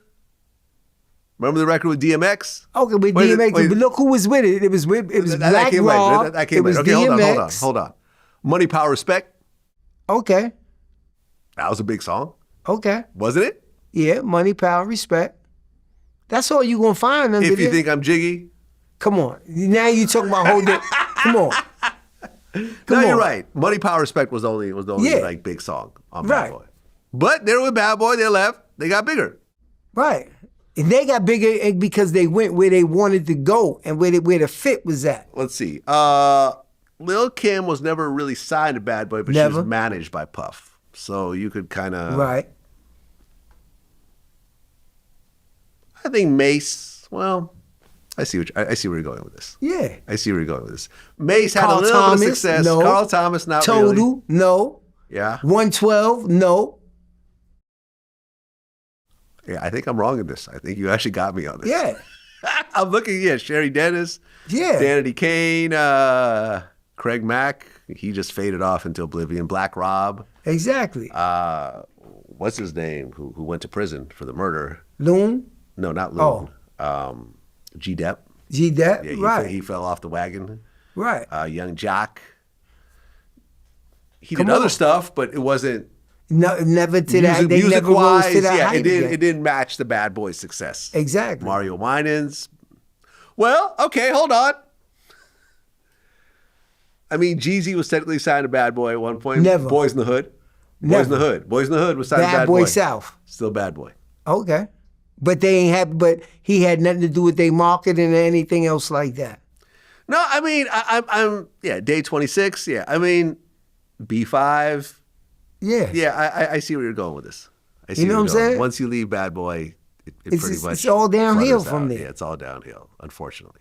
And that's how he got them all to come back for the tour, because they wasn't doing nothing. They wasn't doing anything. Yeah. Wow. You know what I mean? No, you got me on that one. You're Yeah. right. I don't have a leg to stand on in this case. Yeah. Yeah, no, you're right. You're right. I interviewed Stevie J recently. That's Okay. my man from way back. He said he talked to Diddy about the whole video, the Right. hotel video, and he said it really threw me for a loop. I always think about and talk about things I know to be true about Sean Combs, but after I saw that video, I went and saw him in Miami. We had a conversation. I let him know how affected I was by that. I didn't know he had it in him to do that. And he basically said, he told Puffy, he's like, look, you're one of my heroes out here. You hurt me with that. So it was a real emotional moment. He said, and I guess Puff was hurt by it too. He said, my mom's got to see this. He's like, yeah, your friends got to see it too.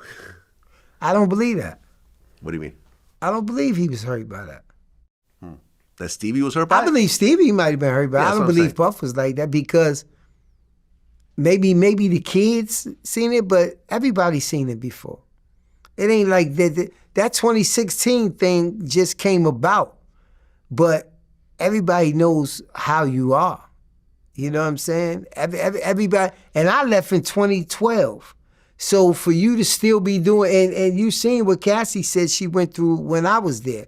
So for you to still be doing this in 2016, still be doing this in 2018, come on, this ain't nothing that you felt bad about. Well, I interviewed Day 26 recently. And at one point, Q broke down and started crying over an email that he saw from Diddy. And he claimed that you were on this email as well. Well, my thing with Roger I Bonds thought that was, Bonds. like, I had an issue with him, and I was kind of, like, nervous around them because I was in the email, and I saw some things in a personal email that threw me off guard. Like what? I don't want to go into details right now, but it just threw me off guard, you know what I mean? To make me be like, you know what I mean? Like, I understand you crying now and of the trauma that you've seen, but what about me, bruh? Mm-hmm. Like, what about the trauma you put me through when I read that email? Yeah. You know what I'm saying? Like, that's why it's just not like Sean that's guilty. They're all fucking guilty, man. Like, and I don't just put the blame on Sean. I blame everybody that's in his circle. They're all minions and they want to be like him. And if they can't be like him, they try to come against him. If they don't got the money or they can't get it as quick as him or whatever he's doing to get it, then all of a sudden it's like, let's turn against him now. You know what I mean? Because I guess whatever. I don't know. Now, look, I've had a number of people cry Right. during interviews, but I've never had someone cry and then everyone around them start crying as well. You watched that interview? Yeah, I watched it. I So watched it. all of Day 26 started crying together. And he was talking about being sacrificed. Right. Now, he actually talked about it a little more in another interview with someone else afterwards. Right. And he basically said that, he said that Puff invited him to an overnight in the Hamptons and everyone seemed really high. He said his ex-girlfriend, Dawn Richard, handed him a red ecstasy pill, that she said she got from Puffy. He took it. 20 minutes later, he blacked out. When he woke up, he was screaming in the, Puffy's twins' bedroom in the basement. He said there was a bunch of cameras. They were filming him. They're all laughing at him. He said it felt very sacrificial. It felt like someone was trying to hurt me or take me out. Right. Now, I remember I called you after this. Right. And we had a conversation about this. Right. So when you heard about this from me and then you watched the video and so forth, what is your take on this? Since he's implicating you in this. My take on that was, first of all, I wasn't there for none of that. Whenever Puff went to the Hamptons with his people, they went there, no security needed, no nothing. Now, I listened to him, right? And I was shocked when he said that I was on an email, because I've never been on an email with him and Puff, ever in my life. Point blank, period. I'm not on an email with that. But somebody hit me the other day and said that he was upset with me because he heard I was messing with Dawn and I was supposed to be cool with him, and he knew that that was his girl. Were you messing with Dawn? Me and Dawn was friends. Were you messing with Dawn? Me and Dawn was friends. He said... Were you messing with Dawn? No, he said, no, me and Dawn never had sex. Okay. I'm going to be honest with you on that. Did you guys do other stuff, though? Nah, we was friends. We would talk. Okay, got it. We would talk, we ride around Miami together, I'll get the Jeep and we ride around in the go-kart, the golf cart, stuff like that. And by the way, Dawn denied ever drugging Q. She actually responded to that. We was actually closer than the average person, me and Dawn. Okay. You know what I'm saying? So I could see him being upset about that. You know what I'm saying? Because I really didn't care about him because I didn't know him. You know what I'm saying? I just knew he was day 26. I brought Puff to make it to the band every time he had the tape, da-da-da. That's how far as we knew each other. So I really didn't care that Dawn was, that's your girl. You got to keep her in check. So that part I didn't understand, but I did hear some things, some weird things about Q and stuff like that. I never heard that he woke up with cameras over him and all that, because I never investigated what the weird stuff was. I just heard that him and Dawn was into some weird shit. She had piercings all over her body and she got him to pierce his body and stuff like that. But I never heard like that they had got drugged up and drugged out, shit like that. But I did hear what he said about me. And that was basically it. He was upset with me because he felt like I should have stepped to him before me and Dawn got close like that. Right. And Dawn is actually suing Diddy for, I believe, sexual assault. Right. Did you see any interactions between Diddy and Dawn, or? No, I didn't see anything. I seen Puff yell. I seen Puff scream. That's what he did when they was in the choreography. The closest thing I seen to was when he threw the chair at Lorianne Gibson. You know what I'm saying? Inside the choreography, and Lorianne quit. But of course, she quit for 2 or 3 years too, and then she ended up coming back. You know what I'm saying? And this is what his defense is trying to kind of focus on, is that you have these women who claim they get raped, claim that they get abused and so forth. But then there's text messages saying, oh, I really want to be friends again. I'm sorry, I was wrong. What can I do for us to be friends again? I miss you. You're my best friend. I love you. Please take me back and so forth. So they're like, well, you're saying this, well, you say you got raped, but the next day y'all are cool again. Like, it's, and the excuse is, well, we had to do it. We had kids to, so forth. But I don't know, man. If you rape me, I'm not going to be cool with you afterwards. The rape part, I don't understand. Yeah. You know what I'm saying? The rape part, I don't understand. But the manipulative part, he's the manipulative giant. He's the king of manipulating you. He'll give you compliments. He'll send you stuff. He'll do things. He'll make you feel like you need it. Now, if he can do that to a man, I imagine what he can do to a woman, right? Now, the rape part, I could never understand. I could never, because I just was growing up that if that type of violation happened, there's nothing you could say or do. But like the throwing the chair, Lorianne Gibson, the throwing the computer at Sarah, the different things like that, life hits you. And when life hits you, you find out that you still got bills to pay. You still got all type of shit hitting you. But if I get with Puff, I'll be able to take it as, yeah, that happened, but maybe it won't happen again.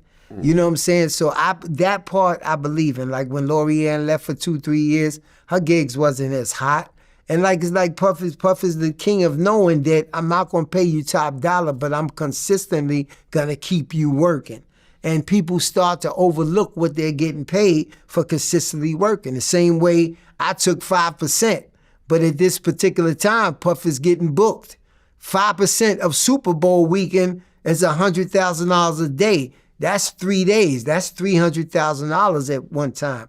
For Super Bowl weekend, for All-Star weekend, for Memorial weekend. So you say 5% of that is a lot more than you would make somewhere else. So Puff knows, he knows that. And that's what he takes advantage of. What was Puffy's relationship with Jay-Z? Because, there's that lawsuit from Tony Busby. Okay. Where the girl who claimed she was 15, she was raped by Puffy and Jay-Z. Right. And, at one point, number one, Jay-Z said this is nonsense. Right. The girl, a bunch of stuff she was saying just was impossible. She was saying how, the group Good Charlotte was there, and they're like, we weren't even at that event. We were touring in the Midwest. And her own father even said that this is nonsense. Like, I would have remembered these instances. We lived 3 hours away. I would remember a 6-hour drive. Right. But what was interesting was that Jay-Z's camp basically put out a statement saying that Jay and Puff are not friends and they're not close at all or whatever else. Did you see the two of them interact a lot? I seen them interact, but I wouldn't say they was close. I believe Puff felt they was close. Oh. But if you was a person on the outside looking in, like me and Uncle Paulie used to always talk about it, me and D-Rock was talking about, yo, why Puff kind of like sucking Jay off so much? You know what I'm saying? Because you'd be like, we done flew to 5 or 6, 7 different concerts that Jay-Z has. But Jay-Z is not at one of Puff's shows. You know what I'm saying? You look at the Rock brunch where Puff will break his neck to get to the brunch, but Jay-Z don't pop up at any of Puff parties. Now I can only speak up until 2012. You know what I'm saying? And Puff was breaking his neck. Like, at the end of the day, in our mind, we say, yo, he ain't even invite Puff to his wedding. When he married Beyonce, Steve Stout and all of them was there. You know what I'm saying? And Puff was kind of in his feelings, but once again. Oh, Puff was upset he didn't get invited to the wedding? Of course he was. Oh. You know what I'm saying? But you got to remember, we're security, so we're bottom on a tote pole. So he's not going to show you that it really affects him until you have a little conversation with him, or you say something, or you overhear something. But he didn't get invited to that, Yeah, Jay came through every once in a while. Like if we was in a yacht in San Tropez or one of these places like that, Jay might ride up. You know what I'm saying? And it's more or less to show, yeah, I got a yacht too. You know what I'm saying? Yeah, I'm out here too. More or less than we're tight friends. I look at it as two people that's getting money because they did have some businesses together. And we did have to go to some meetings together. And it was like, this is how far it goes, but we're not friends. You know what I'm saying? Like, people ask me that all the time. I'm like, Jay ain't really fuck with Puff. It was no personal into it. It would be like if Ron Burgos is flying from LA on his jet, but Jay-Z just so happens to be going to New York too.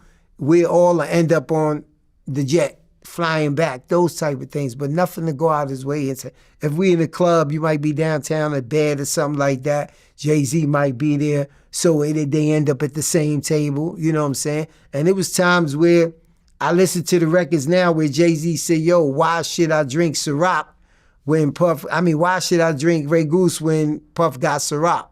This is something new that just started happening because I remember we almost got into a big altercation with Pecos and them because... With Sean Pecos? Yeah, because Puff was there and Jay and them was there and they had a bunch of Grey Goose bottles come to the table. And Puff felt like, yo, that was disrespectful. And he knocked over the Grey Goose bottles, you know what I'm saying? Like, yo, I think I heard about this. Fuck y'all niggas doing that for, yo, da-da-da-da-da-da. But Jay didn't care, you know what I'm saying? Like...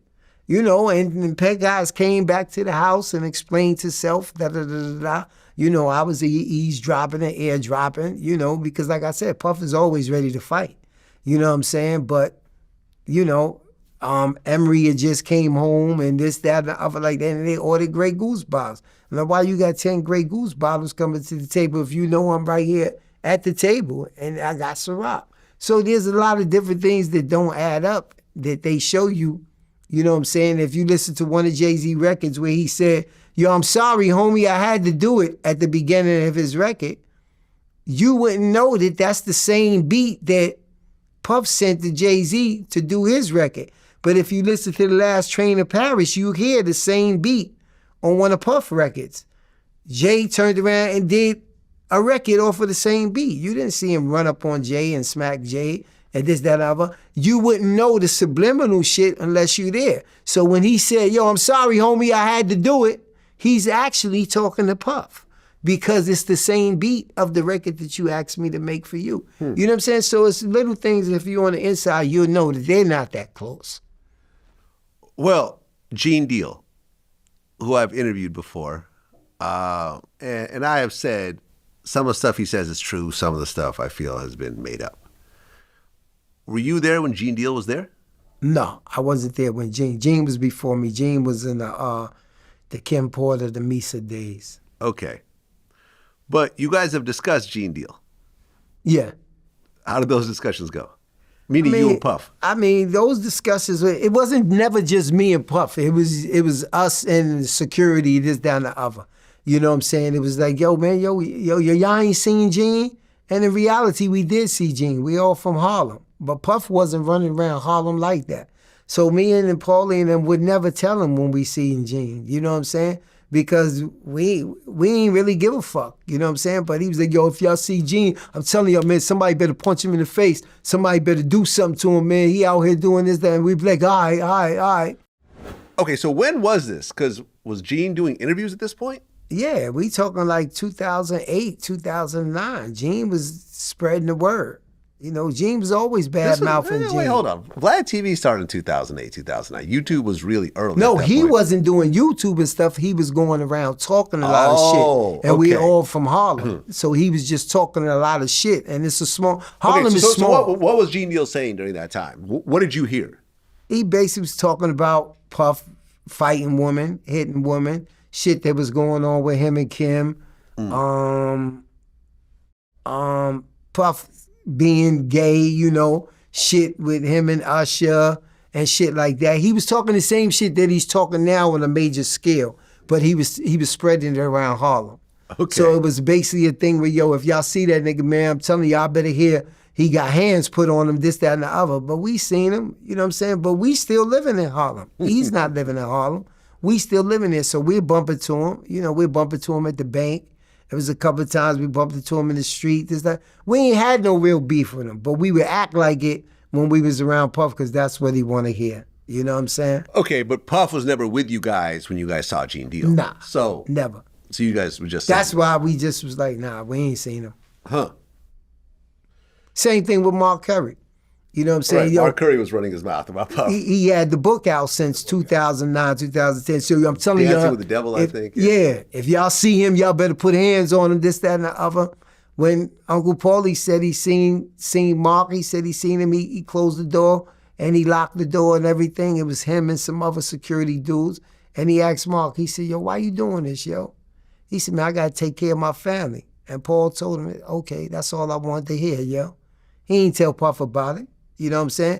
But he said, yo, if you doing it to take care of your family, man, take care of your family. But this is the type of stuff that we ain't go back and tell Puff. You know what I'm saying? You know, because we know that you a piece of shit at the end of the day, to be honest with you. It's just that we need a job. Well, final question. We're in the middle of the trial right now. Right. From your point of view, how's it looking? It's not looking too good. I think they proved everything they need to prove. I think everything else right now is just lock and load. You know what I'm saying? From listening to everything that they got to say, I do agree that some of the things are everyday things, like what we talked about with the parties and people paying the first half. You know, that shit that everybody does as an artist. You know what I'm saying? So I think the same way we talked about sex trafficking, you know what I'm saying? I've always been an advocate with Puff on that one because I never believed he had the sex traffic. But if you look up what sex traffic actually means, yeah, you can charge him with it. You know what I'm saying? If you look into technical stuff. You know what I'm saying? But the everyday, so you gotta, in reality, you gotta lock up not just any artist, but you gotta lock up anybody that's getting money. Right. Because anybody that's getting money flies a person to where they at. Right. And ends up having sex with them and stuff like that. Well, right. And not because they're trying to traffic them, but because, I'm busy. I don't have time to go out to Tennessee right now and spend a couple of days with you. I don't have any business out there. Right. Why don't you come out to LA or New York? I'll put you in a hotel where you can kick it. I'll fly you back. Right. We're probably going to be having sex. I'm probably going to give you some money. Right. Send you back happy, and we could go from there. That's not sex trafficking. That's not prostitution. Right. It's typical, situationships. That we all go with, me included. I've had these over the years. Like, it just is what it is. You give a girl money because you ain't got time to be with them all day, so you be like, yo, here, go shopping. Yeah, here's, go shopping. Here's some money. Yeah. You know what I'm saying? Like, I'm paying for the Ubers. I'm paying for the flights. I'm paying for the hotels. I'm paying for the meals. Right. Is that prostitution? Exactly. You know what I mean? According to the feds, it kind of is. Right. You know what I mean? Right. So that's what I say. If you get technical, then you could say, yeah, when you playing it at his level, because a lot of people feel like they don't have no choice but to do it. What he did with Cassie, to me, absolutely wrong. There's no excuse. There's no reason. Anything else that they charged him with, I don't know his business the way that the feds do. I don't know what videos and stuff they found in there to know what they actually have and stuff like that. But on everyday basis, from what they say, I would say labor, you're definitely forced labor. You know what I'm saying? 100%. You know what I'm saying? The weapons, you know what I'm saying? So I do find things in there that they could say he's not going to go home. Even if you don't find him guilty of RICO, you're going to find him guilty of something on there that doesn't allow him to come home. Yeah, what I think will happen is this. And look, personally, in the beginning I said, well, I think that he's going to beat the RICO, he's going to beat the trafficking, he might get hit with the prostitution charges, they might give him a few years, 3, 4, 5 years at the most. And, you scrape off the 85%, you scrape off the time served, and, a few years from now he'll be home. But you're right. We had that discussion too. Yeah, we've had this discussion. And, but you're right. You get more and more, you're throwing the kidnapping, you're throwing the guns, there could be a superseding indictment over the scratched off serial numbers. There is, the drugs, that there's, breaking into homes and everything else like that. You're using employees to engage in illegal activities, and it could, possibly be viewed a certain type of way, but what I'm starting to think now is that the bigger plan is, okay, look, we're going to go through this. We're probably going to lose, but we're already talking to Trump right now about the pardon. Mm-hmm. And they actually even asked Trump recently. Right. They're like, would you pardon Diddy? He goes, well, I don't know. I'll have to look into it if he's being mistreated.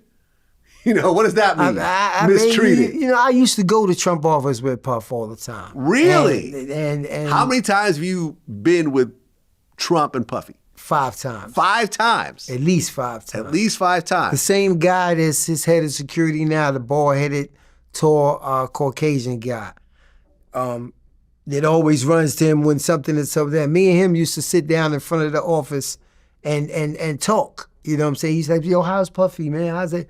Yo, how's Trump? Yo, this, that, other, yo. Oh, you and Trump security would be talking. Yeah, okay, we would be talking because they would be together for hours. You know what I'm saying? Were you actually in the room or no? No, I wasn't in the room with them. Me and him would be in front of the door. Got Whatever business they was talking, but he had an office right there on 5th Avenue in the building right there. He had an office right there. And him and Puff, I would always go over there with him, and him would be in there for hours, whatever they was investing in or talking about, blah, blah, blah. But I would take him to the Trump Hotel, him and Cassie all the time. That was one of the places that they always went. I saw Puffy and Pauly walking into the Trump Hotel one day. Yeah. Yeah, I actually saw it with my own eyes. Yeah, right there across from Central Park. From Central Park, yeah, exactly. Yeah, in which Puff lives 2 blocks away from there. You know what I'm saying? On 55th and Broadway. Yeah. So, why are you going there for the weekend? Now we know why. Now we know. Yeah, him and Trump was really, really close, and that's why it kind of surprised me when Trump went the way that he did and Puff started going so hard against him. And I know right now he's wishing Puff that was going against Trump? Oh yeah, he went really hard on him. They got video out there where they say, yo, we gotta stop this man. This man is that doing if he becomes president, we're doomed and this and that and the other. And I said to myself, I said, I know he mad he made that video now. He did that commercial and stuff like that. Hold on. I think 50 actually posted this recently. Hold on. Let me watch. Trump gets elected. Exactly. I really do believe in my heart there'll be a race war. That's why this message is not just to black people. You know what I'm saying? This message is to everybody. This man is really trying to turn us against each other and put us in a situation. America messed up. You know what I'm saying? So seeing that now, you know what I'm saying? That's one of the things that 50 brought up to Trump. Yeah, he just brought up just the other day. You're going to do that and he was talking about you. But I honestly feel like Trump is the type of person that won't take that to heart. No. You know you could diss Trump, and if Yeah. he gets a use out of you later on, he'll just forget about it. And he's good. I wouldn't say this is his last term being president. He No, that's can't it. run no more. Yeah, so that's it. 2 whatever terms. he's do now, same thing with Jimmy Henchman. You know what I'm saying? Where he promised Jimmy Henchman clemency. Did he? Yeah, he promised Jimmy Henchman clemency. Hasn't happened? Yeah, it hasn't happened. But if you look up, if you go to Spotify and look up, if you just press up Jimmy Henchman and Trump right now, it'll pop right up. He actually spoke to his lawyer and told his lawyer on the phone he'll be home by Christmas. But then January 6th happened, and Jimmy Henchman was dressed, gave away all his stuff to the other inmates and everything. His family was across the street waiting for him to come out. But when the January 6th thing happened, he never went through it. Yep. So I see it. Yeah. He reportedly agreed to commute his sentence in December 2020 during a phone call with Jim Brown. And it was going to happen, but it never did. You're right. I think the January 6th kind of threw it for a loop. And Jimmy Henchman is still doing, I think, double life. Yeah. And he told me that he had him this time. You know, Mike Tyson actually spoke to Trump and put Trump on the phone. Really? And he told him that, and this I heard from Jimmy himself. And Yeah, I know Jimmy. I've done interviews with him. yeah, he told him that I got you this time, but I see that he just did a lot of Pardons. just now, and I seen Jimmy wasn't in there neither. Well, yeah, listen. Trump has pardoned Kodak Black and NBA Youngboy. Yeah. 2 of the biggest drug addicts in hip hop, essentially. Right. You see what I'm saying? Like, and this is not just me talking. This is But I'm gonna be honest with you, they didn't have no real time anyway. right. You know what I'm saying? You didn't take a life off of somebody. No, you're right. No, You you're know right. what I mean? And but no, he's done some pretty major pardons. There was the guy who did Silk Road. You know about that? No. Silk Road was basically a dark web website where people could buy bombs, drugs, Oh, okay. human trafficking. Okay. You know, like you could basically buy anything. Okay. You know, missile launchers, tanks, like whatever. And the guy that put it together got, I think, like 30 years in prison. Trump just pardoned him right when he came into office. Okay. You He know? also pardoned everybody from January 6th. Yep. So Yeah. sometimes you got to say, okay, I'm going to throw him a bone and let some of these people out, but I'm really letting all my people out. Right. You know what I mean? Yeah, And he no, let look. the Christies out too. Yeah, exactly. You know, I was happy about that because Yeah? that's my boy and that's my show. Oh, you like that show? Yeah, I like that show, Okay. man. They funny. They the funniest, yo. Well, yeah, I mean, I think, and I've had conversations with people about this, I think that before Trump leaves office, he's going to free Diddy. I think that's the plan. I think Diddy already has $100 million put aside for Trump's whatever shell corporation or whatever else where he can't be directly tied to him, you know, whatever, one of his relatives, one of his kids. And that money is going to get transferred over and he's going to sign, because it's a Fed case. Right. Trump could do that. Right. He You know, could 'cause, I mean, definitely Trump do just pardoned Larry Hoover. Let's not Right. forget him. Right. But you got to also realize he pardoned Larry Hoover from the feds. But Yeah. Larry Hoover also had He got 200 years in the state. He has 200 years. So But he's- they said that the state was already worked out already and the state didn't want him. So he's supposed to be coming home this week. If you Really? look- if you look it up, it'll tell you that the state didn't want him. Oh, but doesn't That's supposed to be. Doesn't he have to be pardoned by the governor in the state? I don't, not too That's what I sure, heard. but I know the Fed thing was what was really holding because the state had already said that they didn't want him. I don't know. 2 days ago, Larry Hoover's wife wrote an open letter to the governor to try to get her husband out, but I don't know. I'm not seeing what you're saying. Okay. I'm not saying it's not true because, you're plugged in. I'm not saying that. No. I'm just That was something that I had just read. You know what I'm saying? But either way, you got to remember, he was in that jail that was underground with no type of... Oh, yeah, he was a supermax. Yeah. So even to go to the state now... Is a win. You can get conjugal visits. You can get everything else like that. So even that's a win. At 78. Yeah. You know what I'm saying? All right, well, that's what it is. Roger Bonds, man, another great interview. And actually, before I let you leave, your shirt is very important.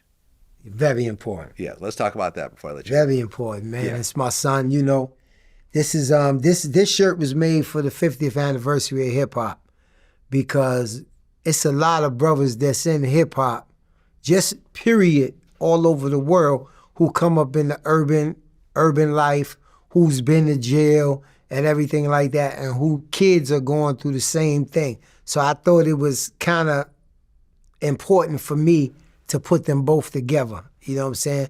Which is Kevin Townsend, my son, locked up in Namibia. Now he's been there 15 years. He just got convicted last year and got 29 years. And the whole thing is just with no evidence or nothing.